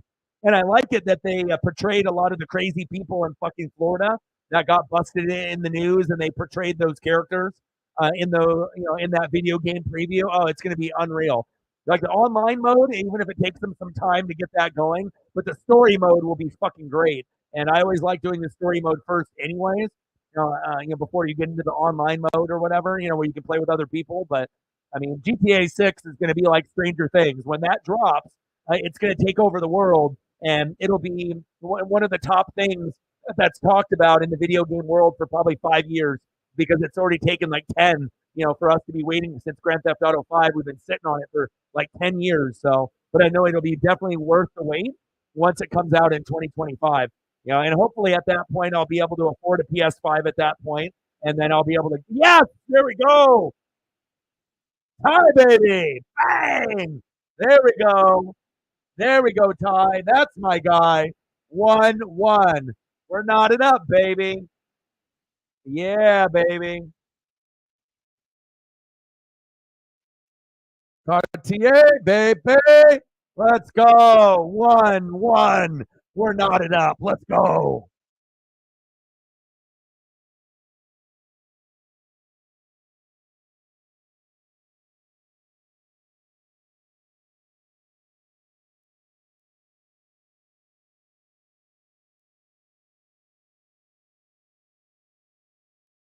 Nice job, Ty.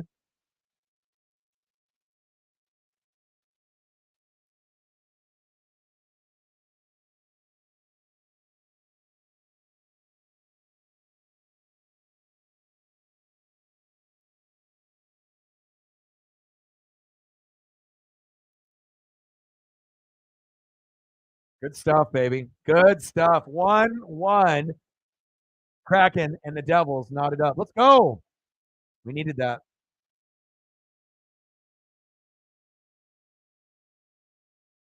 Oh yeah. Well, there's going to be multiple trailers that are going to come out. That's not going to be the only one.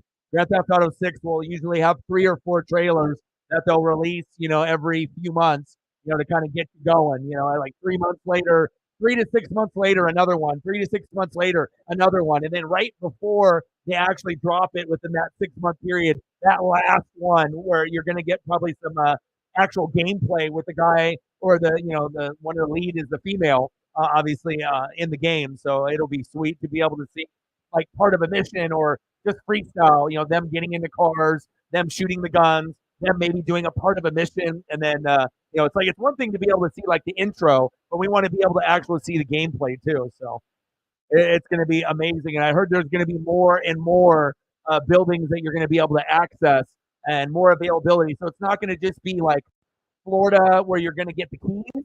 It's like a good chunk of Florida. Like you're going to be able to go on the highway and you're going to be able to like really drive around and boat around and fly around. And it's the map will be more expanded than ever. That's what I'm excited to be able to see. And then all the little Easter eggs and the hidden stuff that we'll be able to discover once the game comes out. So. And then hopefully the next project for them will be like Red Dead Redemption, what, the third one or fourth one? Once they go in there. Oh, grew. There's a goal by the Devils.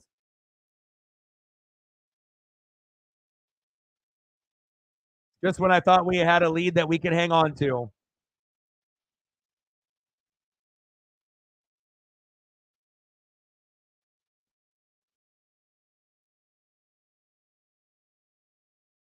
Damn. Nemec, baby. Let me see. I'll get you a photo there, Odin son.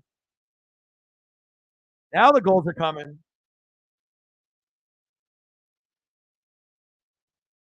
Simon.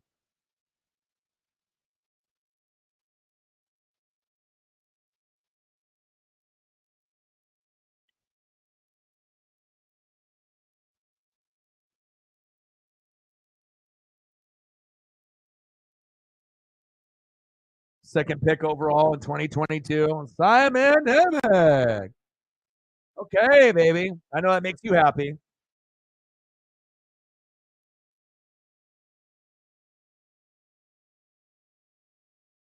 Nice job, dude.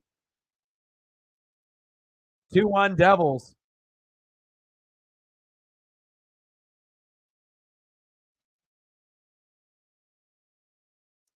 The only gripe that I have with and it's just like in any hockey game that you watch, it's just like Grew gives up 3 to 5 goals every game. I haven't seen him hold anybody so far with like 1 or 2 or 0 all season.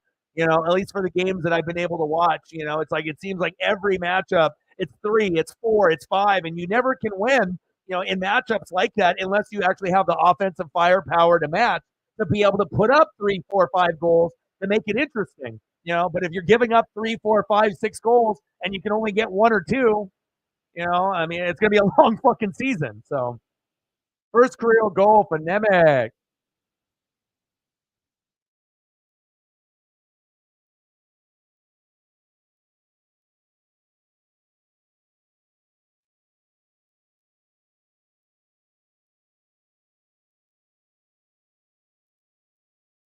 Oh, good save. Schmidt. Akira, see you. What a save.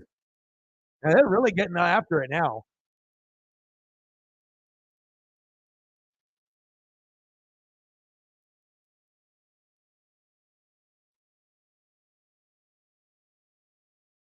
Goaltending definitely needs to be improved for the Kraken, in the years to come. Otherwise, we're not going to be able to have a deep run. At some point, we're going to be able to get to the playoffs again.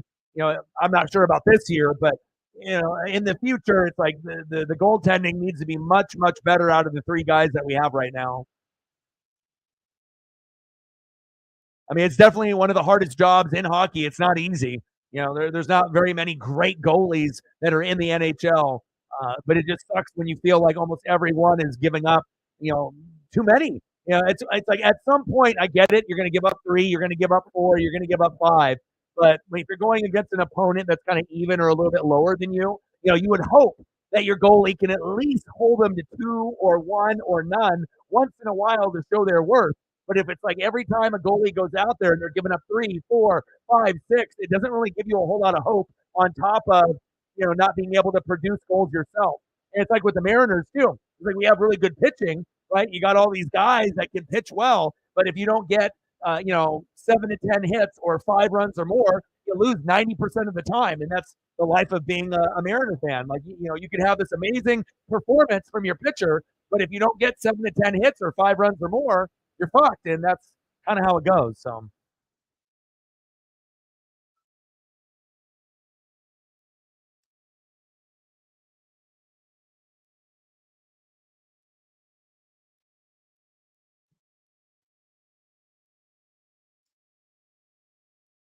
I need one of the mods to take over the mod responsibilities for Sarah. I don't think that's too much to ask. But maybe it is. You know, maybe it is. Maybe it is too much to ask.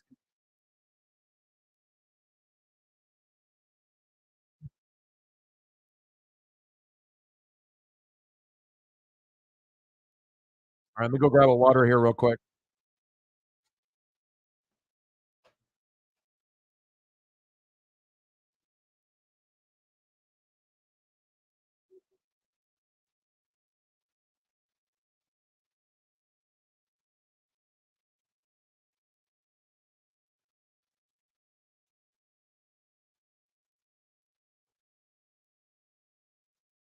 All right, I appreciate that. Like I said, I need, people to be able to help out and step up. And, you know, it's sad when, I don't ask for too much ever, and, I think that's kind of the main, problem. It's like, when everything is going good, everyone wants to help and support is good, and then when things are, sometimes, not where they were, and things are different, and then, I don't understand that mentality from everyone caring to everyone not caring, but I guess that's just the reality of how things are now. But I do appreciate you.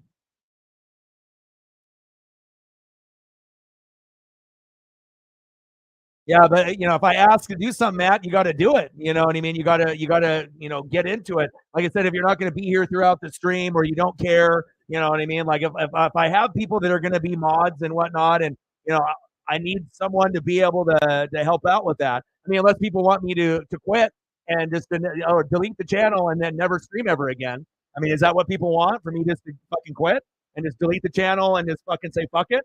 You know?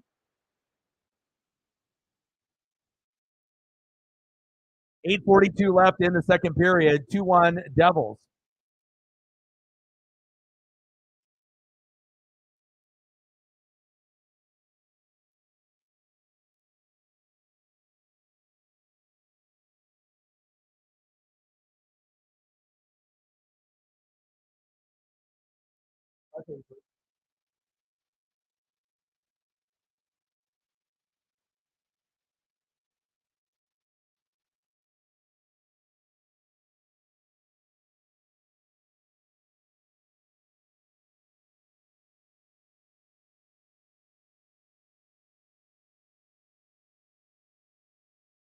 Slashing for Yamamoto.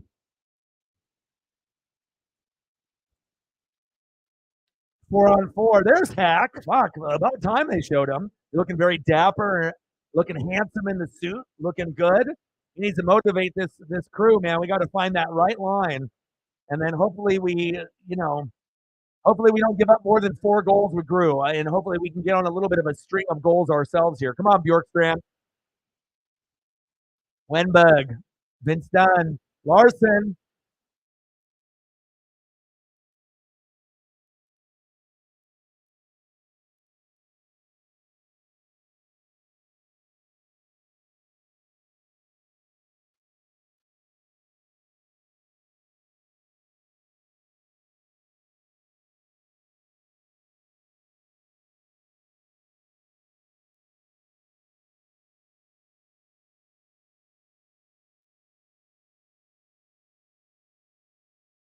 Cash App, that's hilarious. We used to get support.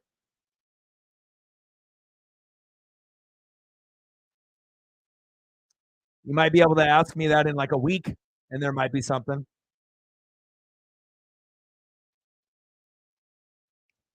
45 seconds left with the 4-on-4.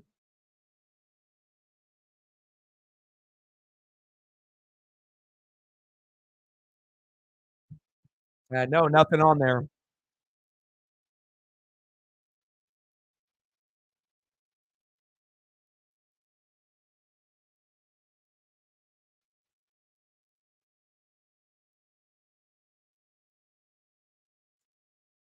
Get on Miller. Miller back to Marino, back to Miller.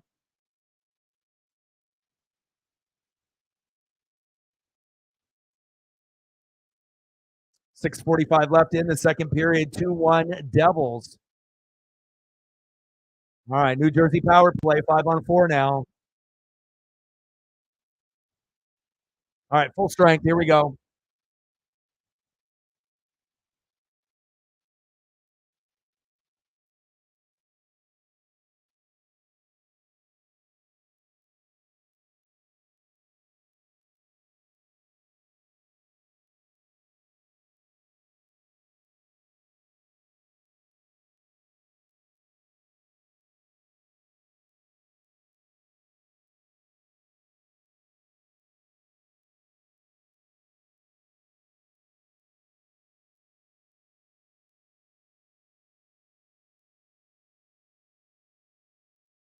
Eighteen shots on goal for the Kraken, 13 for the Devils. A couple string of goals for New Jersey. And hopefully Grew can get into a little bit of a rhythm here where he doesn't give up another. But also, it's going to be up to the Kraken defenders to help out, as well as the players that are on the ice to make sure we get that puck out of the crease. And that's a big problem for Seattle too. They're not helping out the goalies, and in a lot of the game in game out matchups. You got to be able to help out your goalie, and I feel like a lot of times it's like you're putting him in a really tough position to succeed. Big save by Schmid there.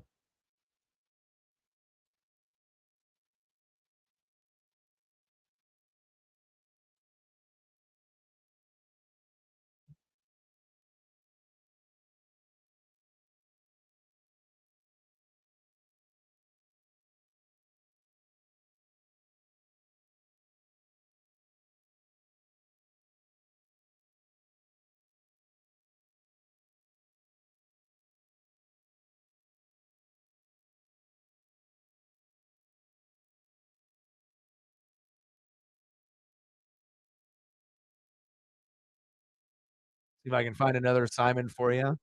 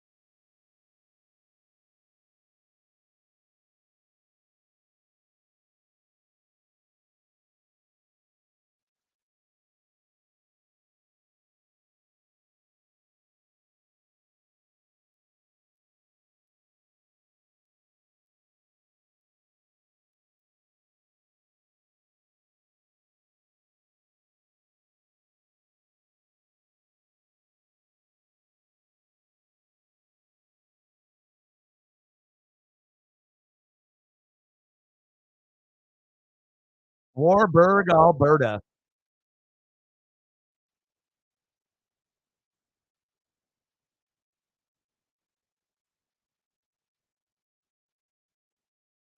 Let's go, Hack. Let's go, baby. We need you.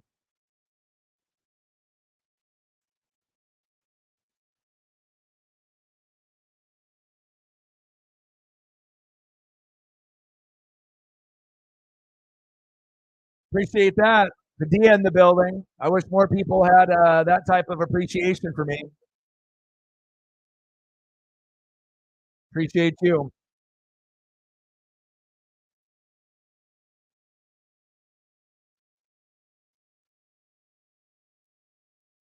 I mean, I hope I don't get to a point where it's not enjoyable to do anymore. You know what I mean? But again, we'll see where things go as we go into 2024. And again, if it would be one thing if I'm brand new, you know what I mean? But when I've been doing it for as long as I've been doing it for, no one wants to feel unloved or unappreciated. I'll tell you that.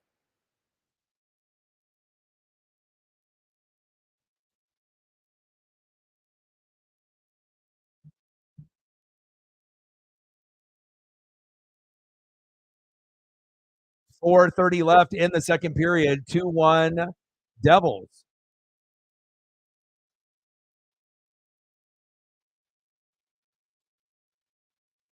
What's going on in your life, Padilla? Anything new?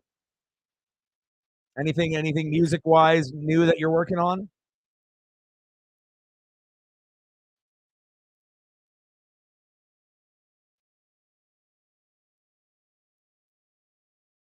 Oh, good steal.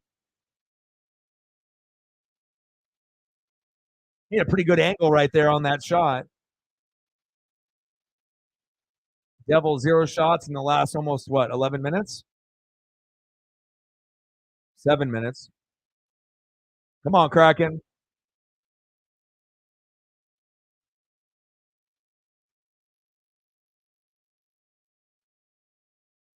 I appreciate that.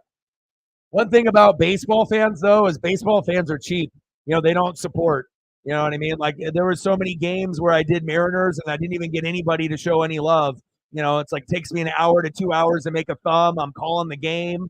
You know what I mean? And I get it. Not everyone can, maybe has a job or extra finances to help me out. You know what I mean? But I sometimes I feel it's like people sneaking into a movie when they're getting entertained for 3-4 hours a day, multiple days in a row.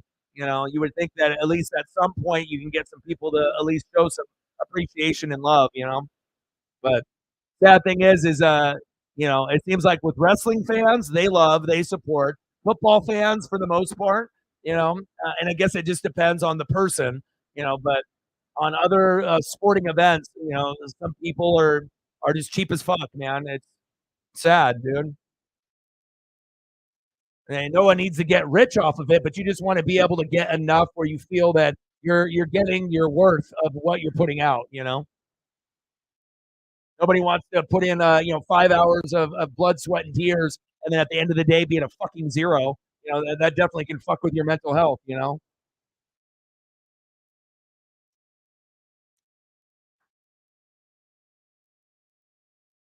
Good to hear, bro. Keep grinding.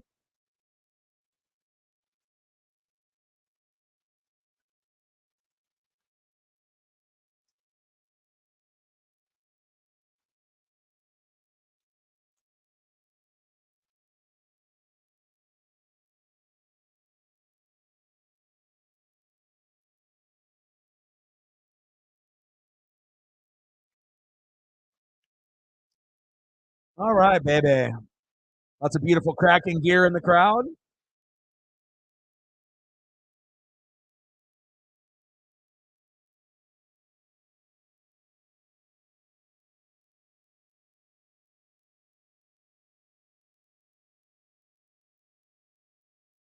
All right, 3 minutes left in the second period. 2-1 Devils. 85% at the start of the season, 37% at Thanksgiving, and then getting on a little bit of a heater now at 74. Devils turning their season around.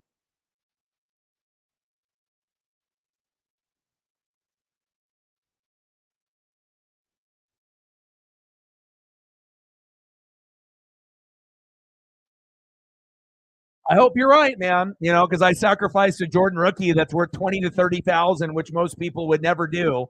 You know what I mean? And it almost makes me question myself that maybe I should have hung on to the card. It's like you got dreams and you got goals, and you can have talent, and you can have a good work ethic, and you can have drive, and you can have passion, and you can have all the boxes checked off, right? And then still feel unloved and unappreciated. But I hope you're right, man, because I definitely need some heavy hitters to bankroll the channel. For not only my mental health, but just to keep it going.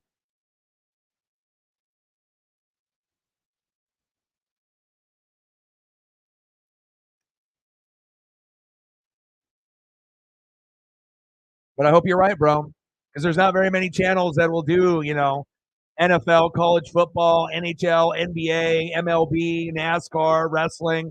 Like I literally do it all, and that should be a positive thing, not a negative thing. Most people can't, they don't have the knowledge or the voice, to do many, many things. A lot of people, when they stream, they can, do like one thing, like their team or one sport, maybe two if they're lucky.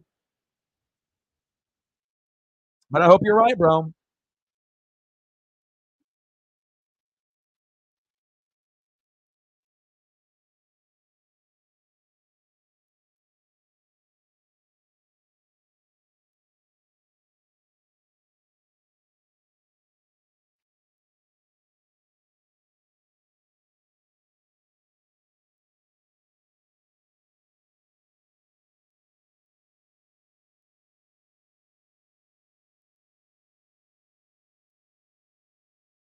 Yeah. Plus, also too, this is my full time job. This is not like for shits and giggles. This is not just like a side hustle type of thing. This is like my legacy. This is my life. You know what I mean? It's just like I can't afford to being having bad results. Over and over and over. You know, it took me 10 years to go full time. 10, 10 fucking years. At that point, you should feel good about life and where you're at.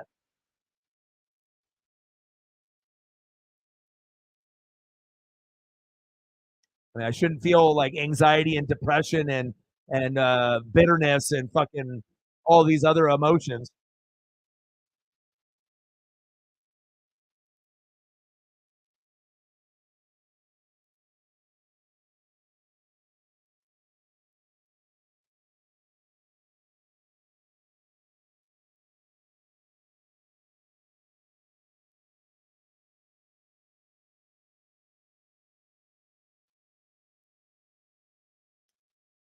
I mean, unless I turn into all the other people on YouTube and I turn into a hater and I'm fake.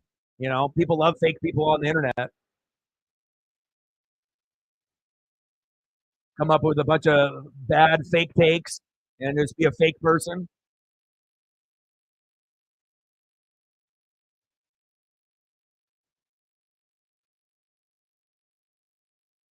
Less than a minute to go.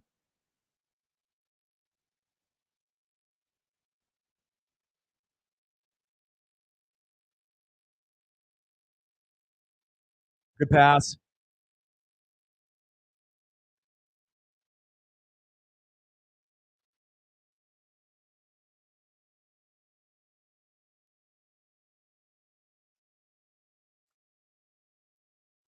Rooftop in the building. What's good?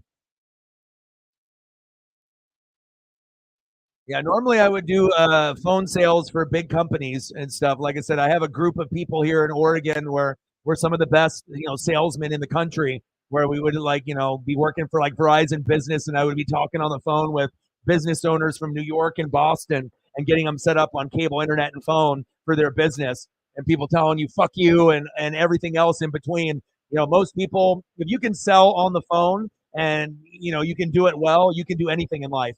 There's a lot of people, if you're a good looking person, you might be able to do face to face sales, you know what I mean? But you don't want to be like that used car salesman, sleaze bag kind of guy, but most of the time I would do phone sales. And that's why I have an advantage over most people, on YouTube and whatnot, because I can talk to any person of any race, of any age, because I did it for a job for, 15, 20 years of my life, and then anytime I had a little bit of break in between, every once in a while I like to be able to, have a blue collar job and a white collar job. So I would do like warehouse work, for a little breath of fresh air to be able to mingle with the people that really use their hands and work hard and, unload trailers or whatever it may be, depending on where I was mentally in my life. But I worked for a lot of different companies, and if you can work on the phones, you have a job for the rest of your life. Like if I wanted to apply to, Comcast or Verizon or DirecTV or any job that I can make not only my salary but make commission, because that was the main reason I would do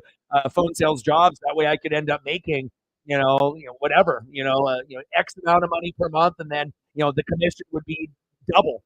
So that way I can make a good amount of money. But when you do jobs like that, it's very stressful because you have a lot of these jobs that'll be like, oh, if you don't hit the goal, you're fired within like a week or like 2 weeks or like a month. So it's like if you're not mentally strong or you're not good, at what you do, you don't have a fucking job. So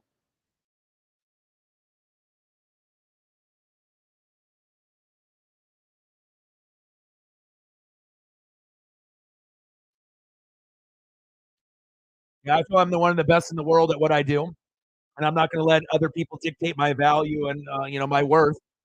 And obviously in fantasy, I feel I'm one of the best in the world at it too. I've never finished lower than third in any league that I've ever been in, paid or not paid. I make more moves than anyone else. Typically in the country, I'm making 100 to 200 moves. I'm 11-2. I mean, I think my teams speak for itself. Based on what I do, I make lots of moves typically every week until we get kind of towards the end of the season. And going into the playoffs, I'm usually going to be 12-2. I usually won't be undefeated because you usually have that 1 week where you have like half of your guys on a bye. And even if I build my team up and I put my bench in, usually it's still not good enough. If you end up playing against one of the top four guys that week, you typically end up losing. But like, for example, with my team this year, I got Mahomes, Rashad White, David Montgomery, Amon-Ra St. Brown, Mike Evans, Sam Laporta, Keenan Allen, Dolphins D, and Dustin Hopkins, the number one kicker. And this is my bench. Sam Howell, Jets D, Justin Jefferson, Taysom Hill, Joshua Dobbs, Najee Harris, James Conner, Mark Andrews on IR. So it's like I make sure I don't have any wasted pieces, and I make sure that I have more top 10 pieces than anybody else. In my starting lineup, every piece is a top 8 piece except for one, and that's Montgomery, who's 19th because he had an injury for about a month. So Mahomes is 8, Rashad White is 5, Montgomery is 19. Amon-Ra is 7. Mike Evans is 8. Laporta is 3. Keenan Allen's 2. Dolphins D is 5. My kicker is number 1. And then I had Jefferson gone for pretty much 2 months. And then I also had Mark Andrews get hurt for the year, and it still didn't affect me. So, again, if you know football, you're able to win money and help people out. So, and that's why people come to me for like sports bets and fantasy help. But in the past, they would actually, hook me up. And like, if they would win money, they would, hook me up with either duck merch or money in return. But it seems like a lot of people now like to take advantage of me. And, it's like they'll make the bets based on what I tell them, and then they don't do anything for me. So it's kind of sad where people are that way now, but I guess that's what how people act now. They want to be able to get all the advice and get all the information, and they don't want to show that appreciation or love in return. So sad, man. Sad state of affairs that we're in. Everyone wants to take, and they don't want to give. Big facts. End of the second period, 2-1 Devils. All right, let me know what you want to see for photos, and I got you. So anyone in the comment section, if you got something that you want to see, questions about fantasy or anything in general sport wise, you can fire away, and then we'll do photos here until we get into the third period.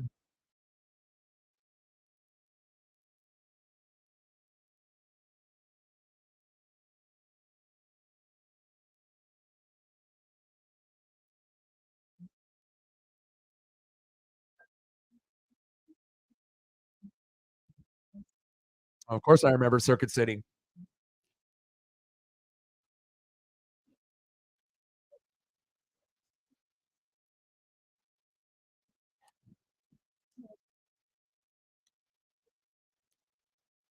Yeah, it's some good ideas. I just need to get people to show that love and support instead of taking advantage of me, like going into a movie for free and sneaking in. You know, it's like it's fine. It's like you don't expect to be able to hit monster numbers. Every single day. You know what I mean? But you don't want to ever get to a point where you've grinded to go full time and it took 10 years and you're over 20,000 subs and you feel like you're at 20. That's a shitty fucking feeling, and that's just me being real for people that got dreams and goals and whatnot. So, it's like, life isn't fair, you know what I mean? And I sacrificed a Jordan rookie on top of that worth 20 to 30,000. You know what I mean? Like most people would never have done that. And once he dies, that's going to be worth like 100 to 150,000. I could have saved that up for a house or a Lambo or a business or whatnot. Most people don't understand, what it takes.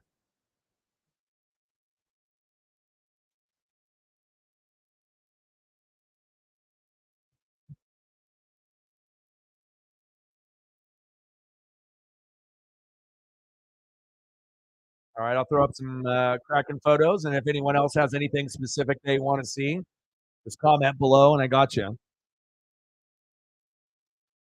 Yeah, but the amount of reading that you have to do and the amount of button clicks that you have to do for fantasy or in general, for basketball, baseball, football, hockey. I mean, I could do a whole nother set of streams on how I fucking prepare and how much work I put in. I mean, there's not very many people on YouTube that are putting in, 4, 5, 6 hours a day of reading and doing film study. I'll tell you that. But again, that's how you're able to become smart and be able to come up with good takes, and being able to come up with ESP and predictions and helping people make money off DraftKings and fantasy football. You just hope that people will have a good heart and that will show love in return instead of take, take, take. It's sickening when it happens like that.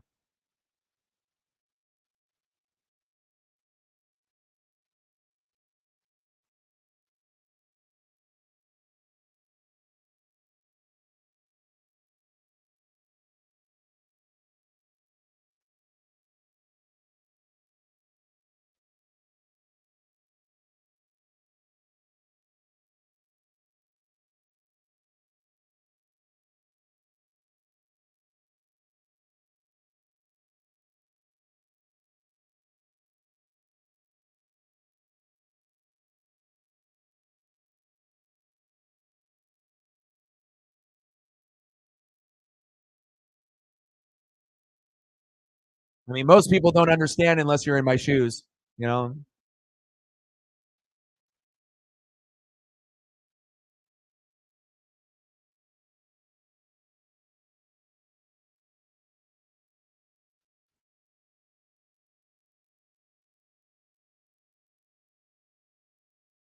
I mean, it's one thing if you're doing it just for fun, but when it's like who you are and your legacy, like I would die for this. Like this is my life. Like this is who I am.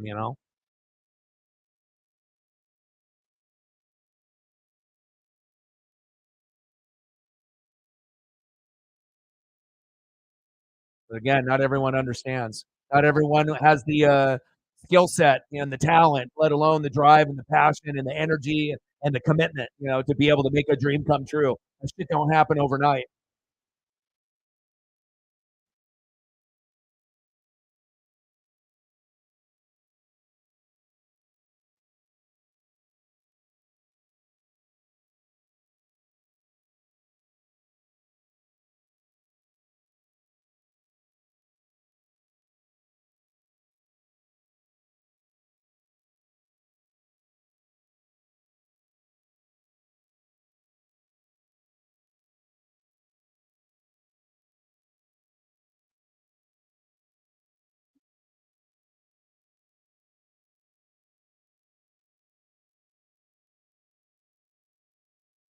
We'll just go through some photos here.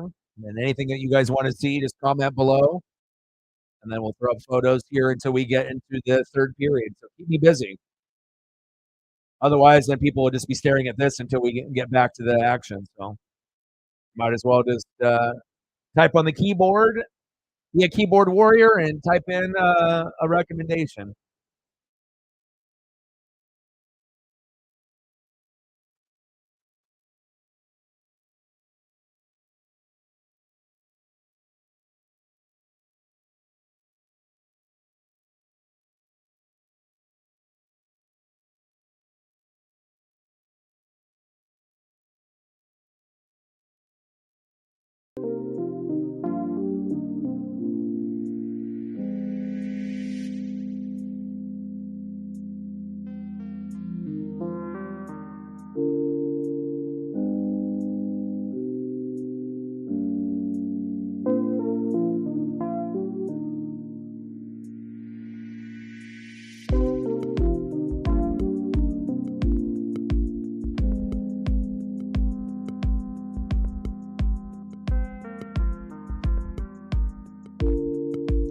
Yes.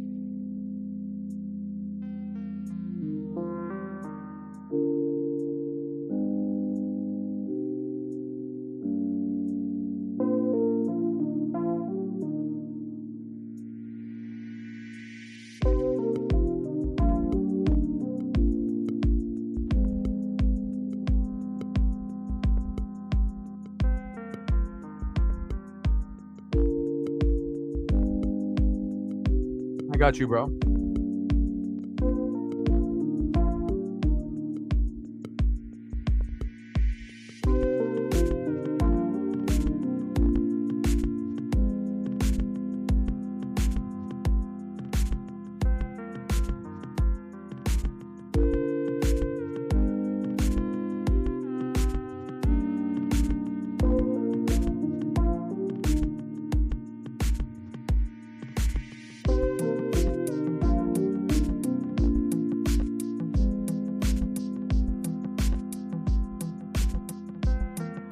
No problem, man.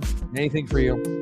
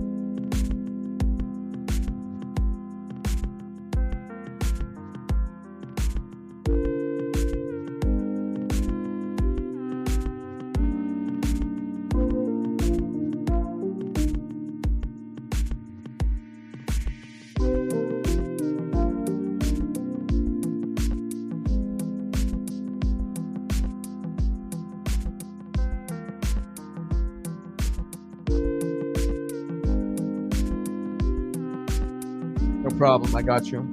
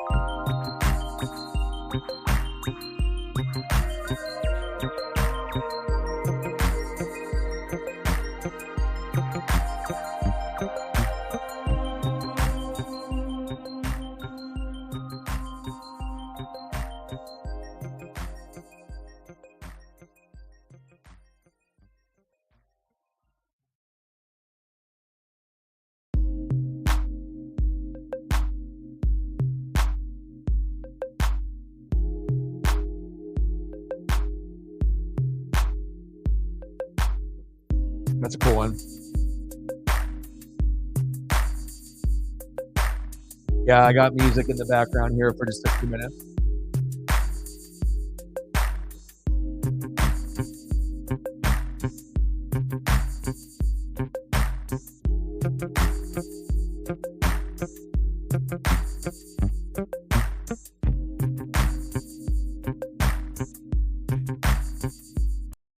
All right, baby.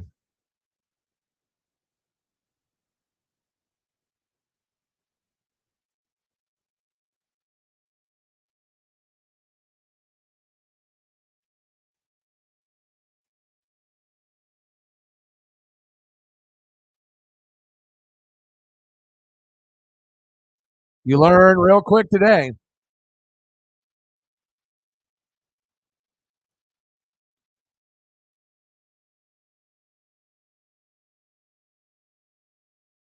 Some people it's just not trolling, you know. Some it is, some it isn't.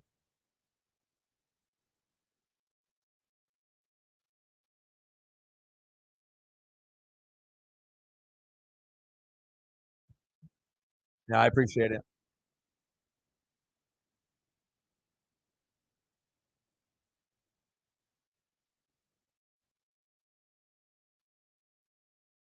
Well, hopefully you guys enjoyed some of those photos that I put up for you.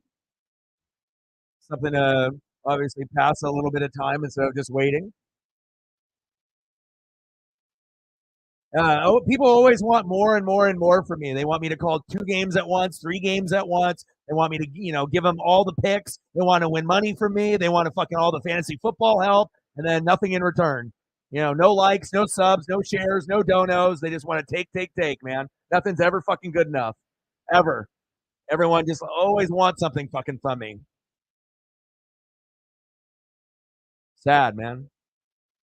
Sad when you feel like you're the most underappreciated sports streamer on YouTube, but there is no one on my level that gets treated this way. There's a lot of people that are over 10,000 subs or 20,000. Nobody gets treated the way that I get treated. Everyone gets treated better. That's a damn shame because I'm not a piece of shit person. And I'm not a walkover either.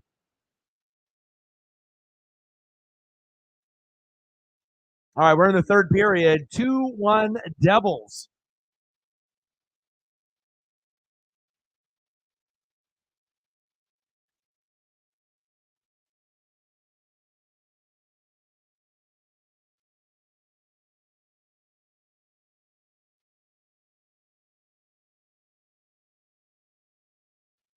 I mean, fuck, man. It's like when you go through like depression and anxiety, and you got dreams and goals, and I'm trying to fucking help everyone else, be okay, and then there'll be times I'm not fucking okay, and I still got to keep going. It's like all you want to do is just get that proper love and support that you feel that you deserve. Nothing above and beyond, but just the bare minimum. And if you can't even get that, that's when things get very dark.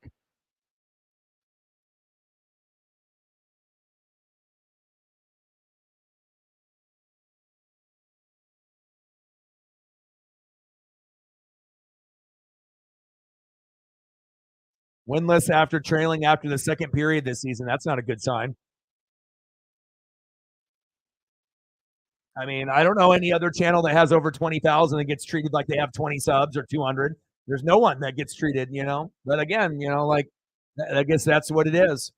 I guess I have to go through all the trials and tribulations. Once we get to a point where we're much above and beyond this, we'll have plenty of people to pick up the slack for people that, don't show up or don't support and whatnot. But I mean, like I said, I'm always going to be honest and I'm always going to be real, no matter what it is. Every single day, I'm not going to be fake. I'm not going to be fugazi. I'm not going to be like a lot of these fakes that are on YouTube. That all they care about is like subs and views and donos, and they don't give a shit about the people. They pretend they do, but they don't. They put on a face and they act, and that's what they do. Not everyone is like that, but there's a lot of them that are.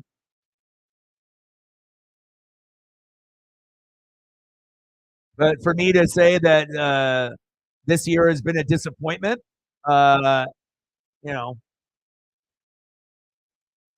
there's a lot of things that I could say that I can't say on the stream. So good save.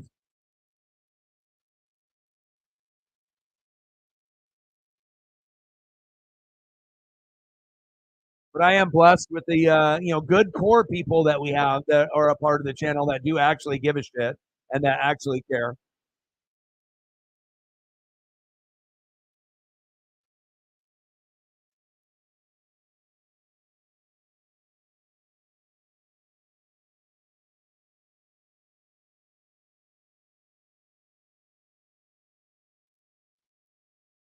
22 shots on goal for the Kraken, 15 for the Devils. 2-1 lead, 17 minutes left in the third period.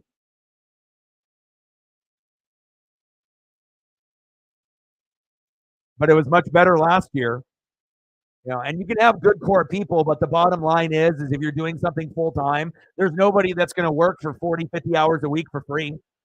No one's going to work for 40 or 50 hours for a couple dollars. You can't survive. You got to be able to pay rent. You got to be able to eat. You got to pay bills. You got to be able to at least do the bare minimum.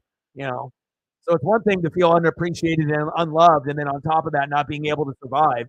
And then you're still continuing to try to be a positive influence and do your dream. It definitely gets to a point where you can't even express into words on how I feel.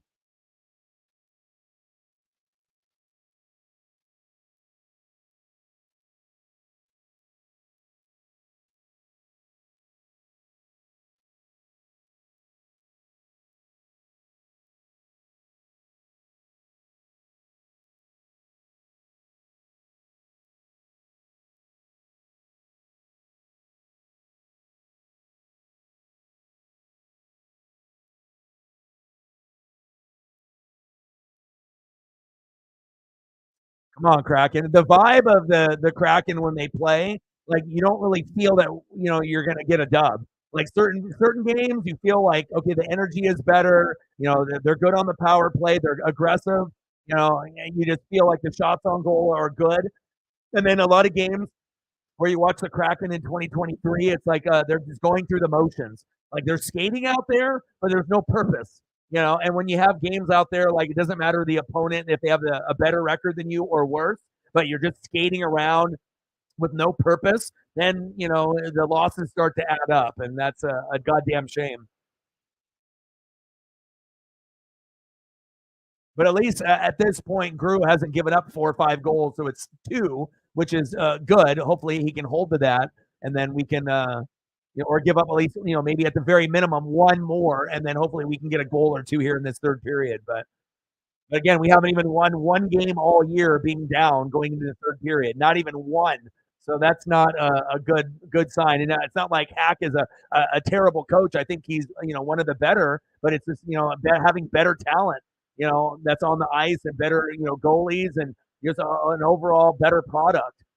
But again, it's like the Kraken and the Mariners. We can make the playoffs 1 year, and then we may not make the playoffs for a couple of years and have to fight and get back to that point where we were. So it's life of being a Pacific Northwest fan. It's not always going to be peaches and cream.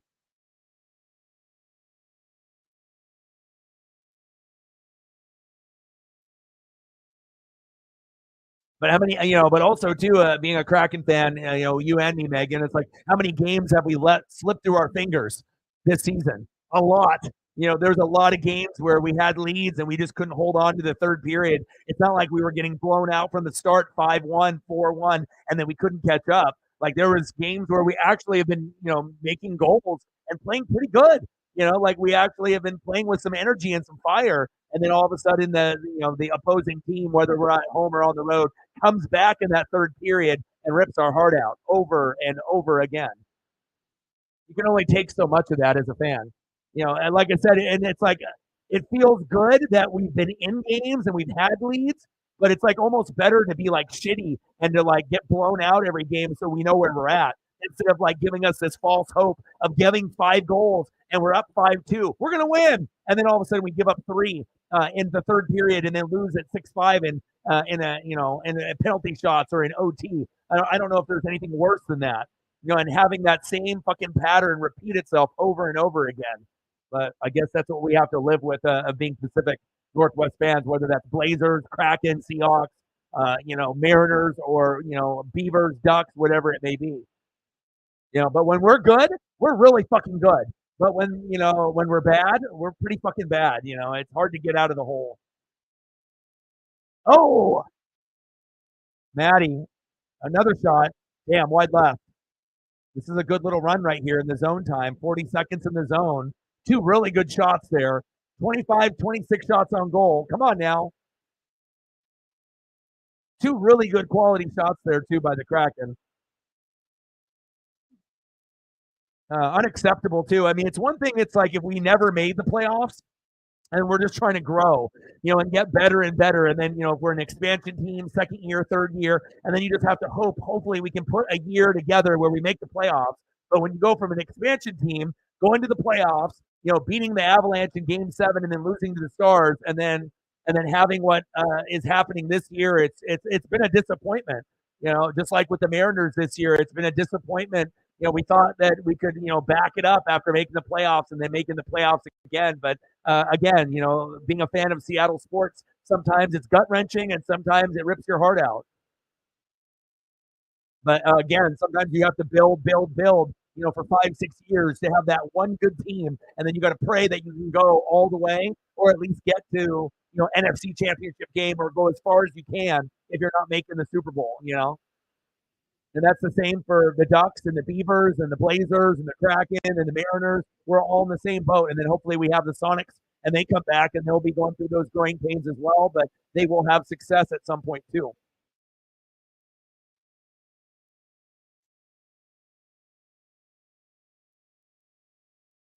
I mean, there's a lot of things with this team with the Kraken, you know what I mean? Like consistent lines, being better on the power play, having more consistent goalie play, figuring out, who our best goalie is, and just having some consistency there. There's many, many factors. And it's not like, we've been a team that can't score. We've proven that we can score goals 2, 3, 4, 5, 6. But the problem is that the other team ends up scoring 2, 3, 4, 5, 6, 7, and a lot of times they get down and then they get on this big fury in the third period and the last period. It's like imagine, in football, dominating in the first quarter, dominating in the second quarter, dominating in the third quarter, and then having one bad quarter, the fourth, and then that other team comes back and then they win. And it keeps happening to you over and over again. It's the same thing with the Blazers. Good first quarter, good second quarter, good third quarter, then one bad fourth quarter against the Warriors, and then they come back and win. It's like life isn't fair, but that's just how sports goes sometimes. A little bit is coaching, a little bit is the players. It's a combination of things, but that's kind of been the story of Northwest sports. Not being able to hang on. In some games we just get blown out. That's just what happens. The other team is just better, but like with the Kraken this year, we've let so many games slip through our fingers, 5, 6, 7 games that we easily could have won if we just had a strong third period or even winning half of them, and going like 3 wins, 3 losses or 3 wins, 4 losses. But then to have like 7 games slip through our fingers and lose, it's just heartbreaking, man.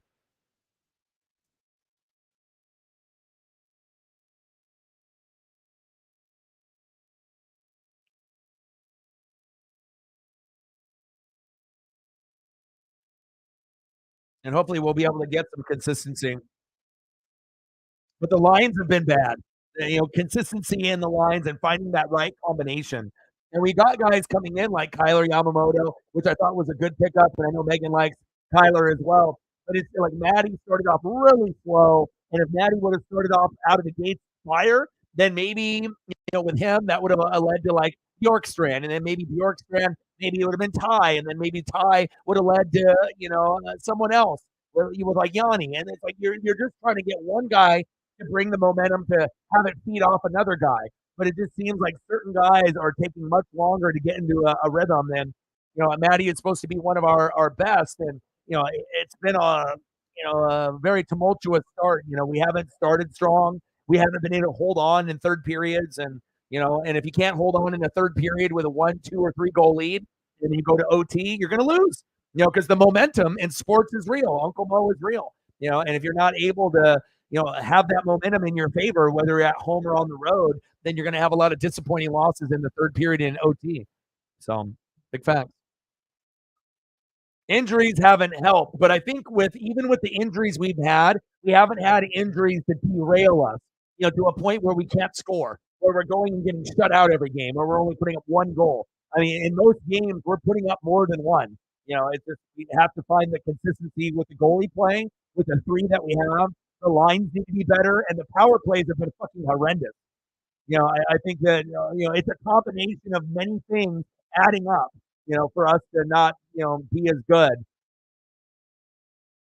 14th in the NHL with the power play, but it seems like we're much lower than that. All right, come on. Let's go, Kraken. Defend the deep. Release the Kraken. 10 minutes to go.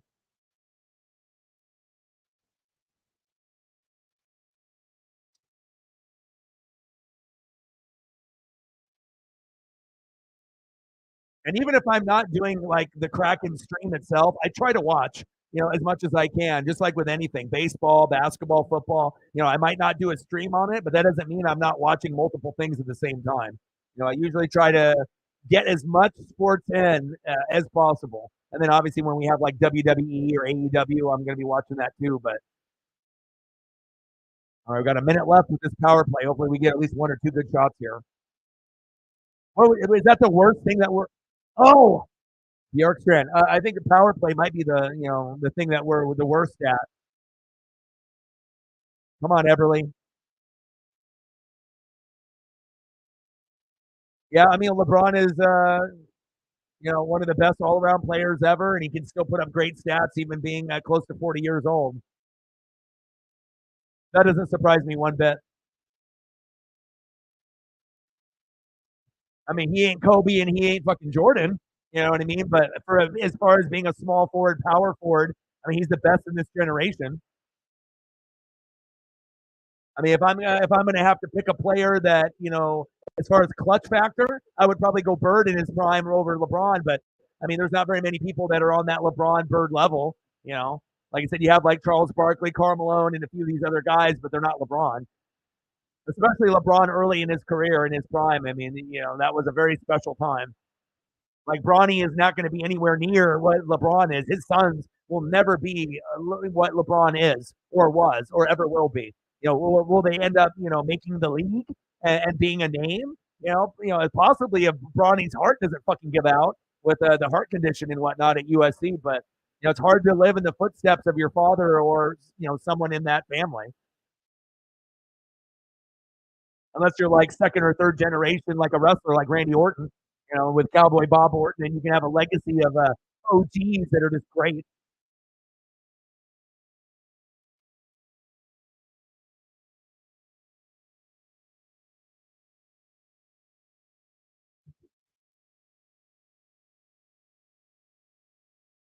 Akira Schmid doing Schmid things, playing great.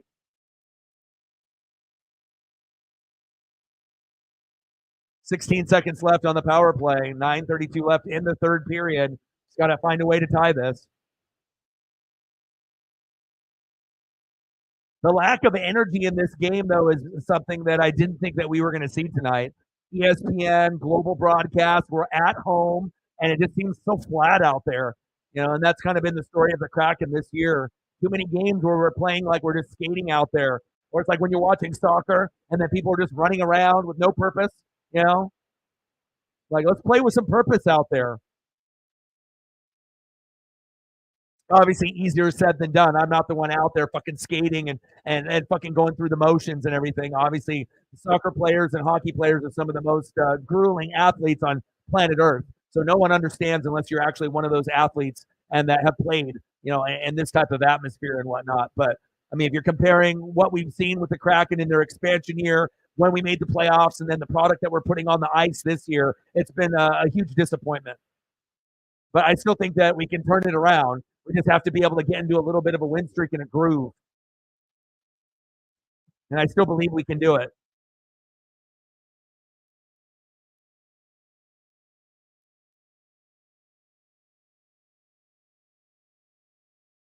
I usually try to stream every day, regardless if I get support or love or not. I also have to be in a good mental headspace. But again, if I don't get the likes and the subs and the shares, that's one thing. But obviously, you need donos to live. So I plan on doing the NBA tomorrow. We'll do the Mavericks and the Blazers since the Kraken isn't on. Saturday, Army Navy game is a possibility at noon. Kraken play the Lightning at 7 on Saturday, so I'll probably end up doing the Mavericks and the Blazers tomorrow at 7. Saturday, the Kraken and the Lightning at 7. And then Sunday, we'll do some reaction videos and probably do some games on Sunday for the NFL. So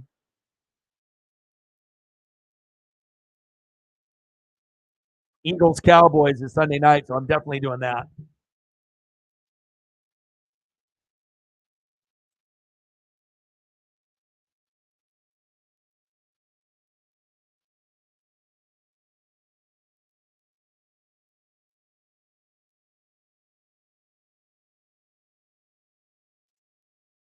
Icing.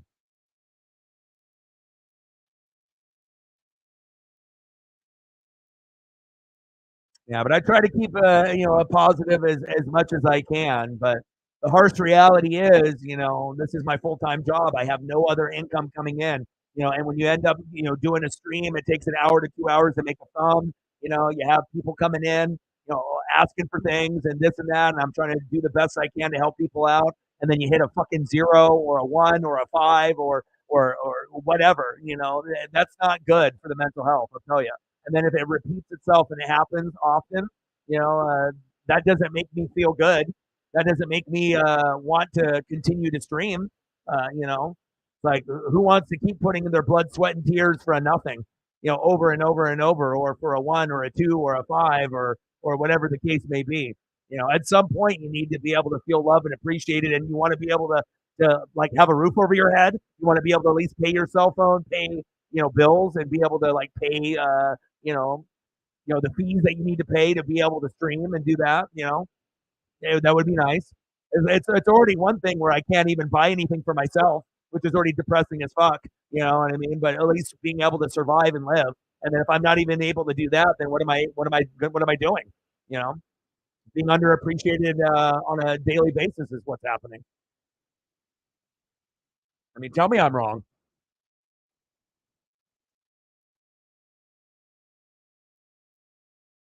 But maybe one day we'll get the right people that will appreciate. But for the goats and the regulars that do support, you guys mean everything to me.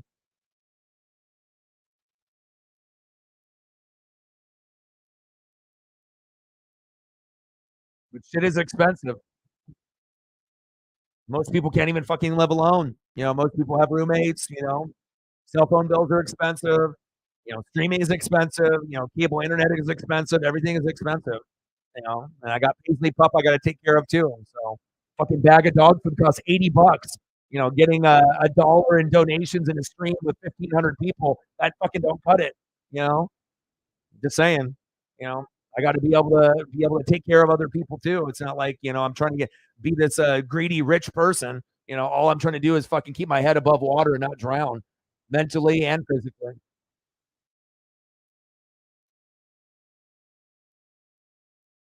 2-1 Devils.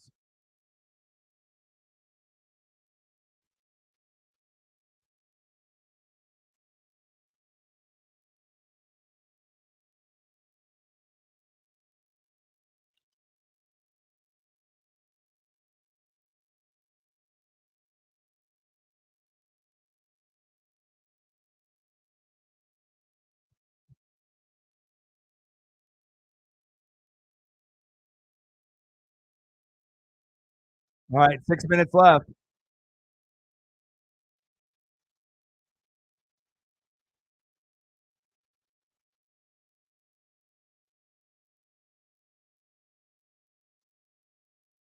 There we go. Good save. Nice job, crew.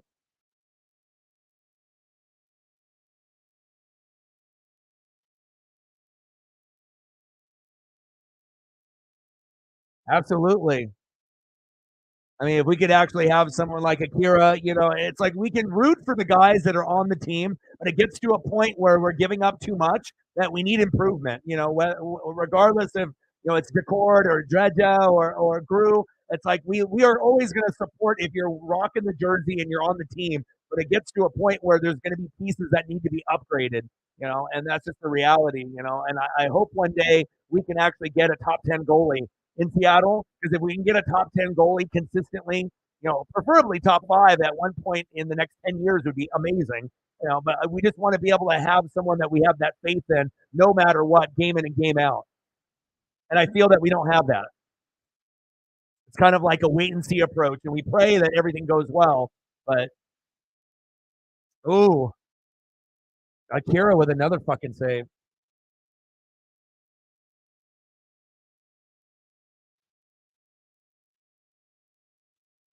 But you see what Dallas has, you see what the Vegas Golden Knights have. Like we want to be able to, build a roster like, like Vegas has, being like a newer team, having so much depth, just such quality players, 5, 6, 7 guys on the roster that can score 1 or 2 goals any night.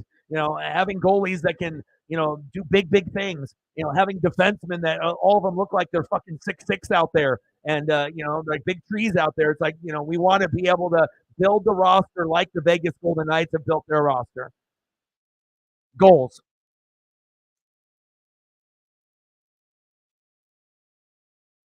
Odds on 2 more? I don't know about that. Maybe 1 more. I'm hoping that it would be Seattle, but more than likely it would be New Jersey. But you got to, we'll see. We definitely have played we were playing flat like we're like jet lagged out there, which we've been on the road and whatnot, like Megan mentioned. But I feel like with this matchup compared to some of the others, we're more flat in this matchup than I've seen in a while. And, like I try to watch as much as I can, but, just the way that we're skating and the way that we've been playing, it just kind of feels like, when you watch a game, whether it's high school sports, college, or pro, and you just see people going through the motions, not really motivated. They're just kind of out there. That's kind of the vibe that I've felt in this matchup. Like, no purpose really.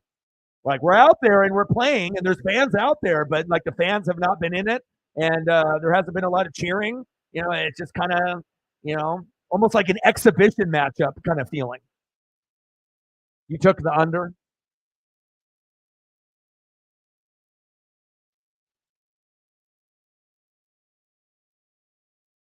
I mean, it could very well be a final 2-1 game.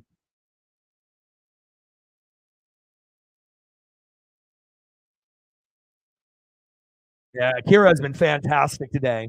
Very athletic, good movement, and confidence. You have to have confidence as a goalie. I mean, why do you think there's so many shitty ones in the NHL? And there's a lot of them that are mid or average or, average, above average, slightly below average. But how many are really considered like elite or great? It's like coaches nowadays. You're not going to get a lot of them. It's a very difficult thing to be a great NHL coach on top of being an amazing NHL goalie. Patrick Wa's don't grow on fucking trees. You're not going to be able to. Martin Brodeurs do not grow on fucking trees. I mean, it's just you're only going to see some of these guys, once in a generation. And you got to hope that you get that guy that'll be that once in a generation goalie. And if you're lucky enough, you'll probably end up getting a Stanley Cup or two if you have one. Fact. But I would like to be able to be confident, say the Kraken are going to tie this and we're going to go to OT. But I mean, this is the first game where I'm, kind of feeling like I don't know, you know. I mean, at least on one side, Gru has only given up 2, and I was bitching and complaining because it seems like every time he's in net, it's 3, 4, 5. So far the game isn't over. It's only 2. So Gru, to his standard, has done great tonight, even though he's given up 2. Akira's been better, but now we need the goals to come.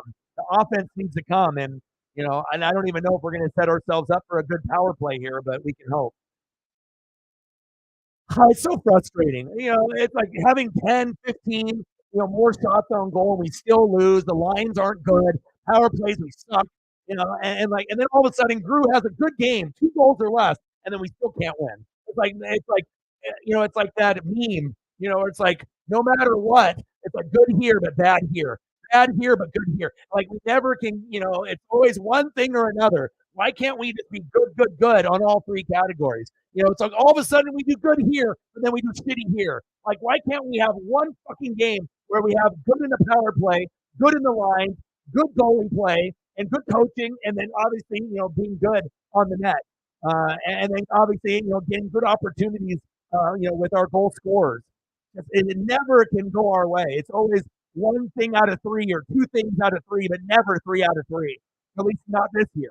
Last year we were able to do it, but this year it's, the most painful thing is that, having leads in the third period and then losing them. And not only having a 1-goal lead, losing games where we've had leads of up 3 goals in the third and losing in OT or losing in regulation. Nothing hurts more than that. I mean, tell me something that hurts more than that. I mean, I guess besides getting blown out every game 5-0 or something, but at least we're not that fucking bad, but sometimes it feels like it.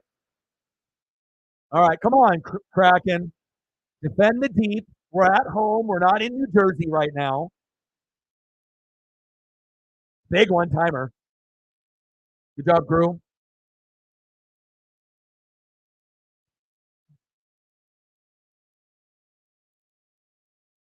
Shout out to all the people on Twitter X watching. Sometimes we get more people on Twitter X watching than we do on the fucking YouTube. They can't donate or comment there, but lots of people like to be able to spy and watch. And hopefully some of those people that spy and watch will lead to a sub or a view or a dono in the future. Go, baby, go! Go, baby, go!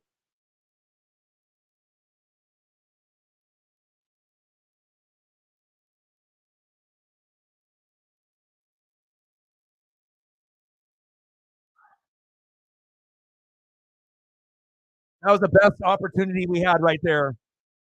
That's the best shot that we had opportunity right there. McCann, he went for the sweet spot, the top shelf, but it hit the crossbar. And that would have been normally a goal 9 times out of 10, especially when he goes top shelf. He's money there. Oh,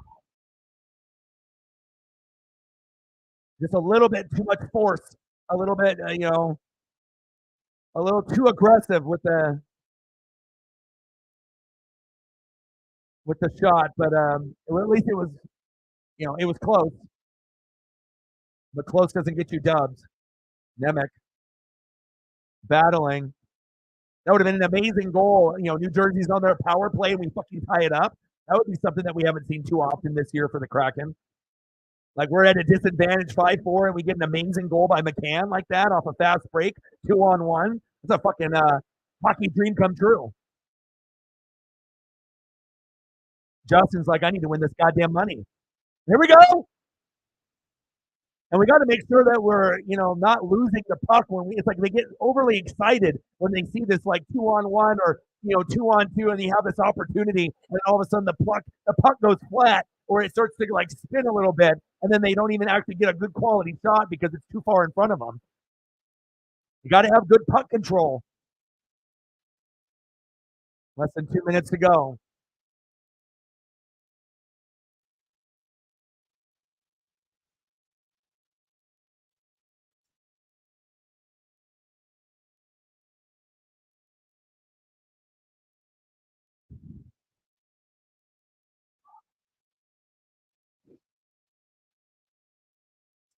And it's like the Mariners too. A couple of years ago, we were very good in like one-run games. And then you get to a point where you can't win. It's like if it's a one-run or a one goal difference, it's very difficult. But there's still time here.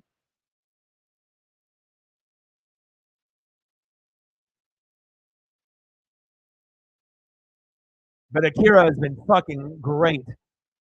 I'm jealous. Lights out. So many good saves where the athleticism with his legs, with his arm, being very self-aware, sliding back and forth, having good spatial awareness. To be a good goalie in the NHL is one of the hardest things to do. You could be a great center, you could be a great forward, you could be a great defenseman. But to me, being an elite goalie is the hardest thing in hockey. That's why we don't have very many of them.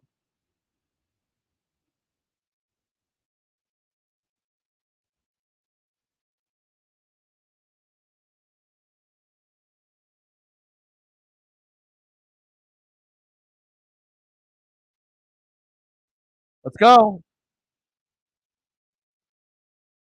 Show up and show out.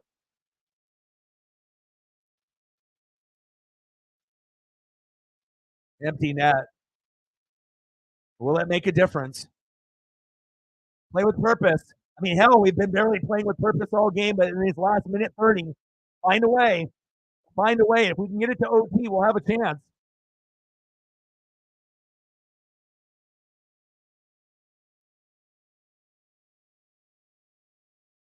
Come on, Kraken.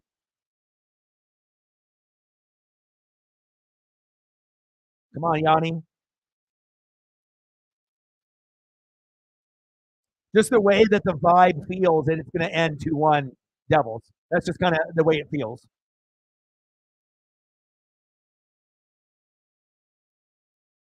Come on, Jared. All right, Vince. Hands are getting restless. Come on. Don't rush it. Make sure it's a nice, patient shot. Schmidt, golly, he's so good. Where's Matty been? I don't know. I mean, he's been a disappearing act almost all year. In the first part of the year, we didn't even know he was out there, and then he got hot, and then we started winning, and we started to kind of get in the groove. But for as highly touted as Matty is, it's been a little bit of a disappointment for him, whether it's mental, physical, or a combination of the both. But when you're supposed to be one of the superstars on the team, we need superstar results. And if it's not going to be every game, fine. But there's going to be key moments where we're going to need you. We're relying on you, and it's not just him. I mean, we got other guys that can step up like McCann, but it would always be nice to have 2 or 3 that we feel comfortable with instead of just like one or 2. And then hopefully we can get to a point where we have 5 or 6 guys we can count on. Off the iron. Fuck. And there it is.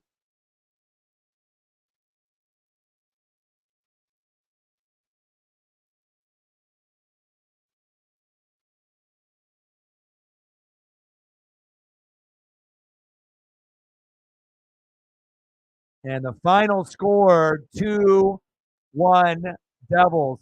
And even with Akira, with all those fucking sticks coming in, blah, blah, blah, blah, fucking stick right there, and no problem. You know what I mean? That's when you know you got an amazing goalie. You got fucking 4 guys right in front of you, and they're trying to help you out with your teammates and whatnot. And I mean, we got close on a couple of shots. The McCann shot was the best shot that we had almost all night, and a little too late. But when you got bang, bang, bang, bang, sticks everywhere, you got to shout out to Akira. And the sad thing is, Gru, for Gru's standards, giving up 1 or 2 is a good night. Normally he's giving up 3, 4, 5. So Gru did his job. So finally Gru does his job, but then nobody can get any goals because Akira is, being Akira. Just like one of my favorite animes from back in the day, Akira. Back in the 80s and 90s. If you know anime, you know. Smid, what can you say? Fantastic performance in net. And the single reason why they won right there. Good game, man. Shout out, dude. Good game. I mean, that's how it goes sometimes. Well, I appreciate everyone coming through and showing mad love. Congratulations, obviously, on the dub. Odinson, I know it's late. It's like 1 in the morning there.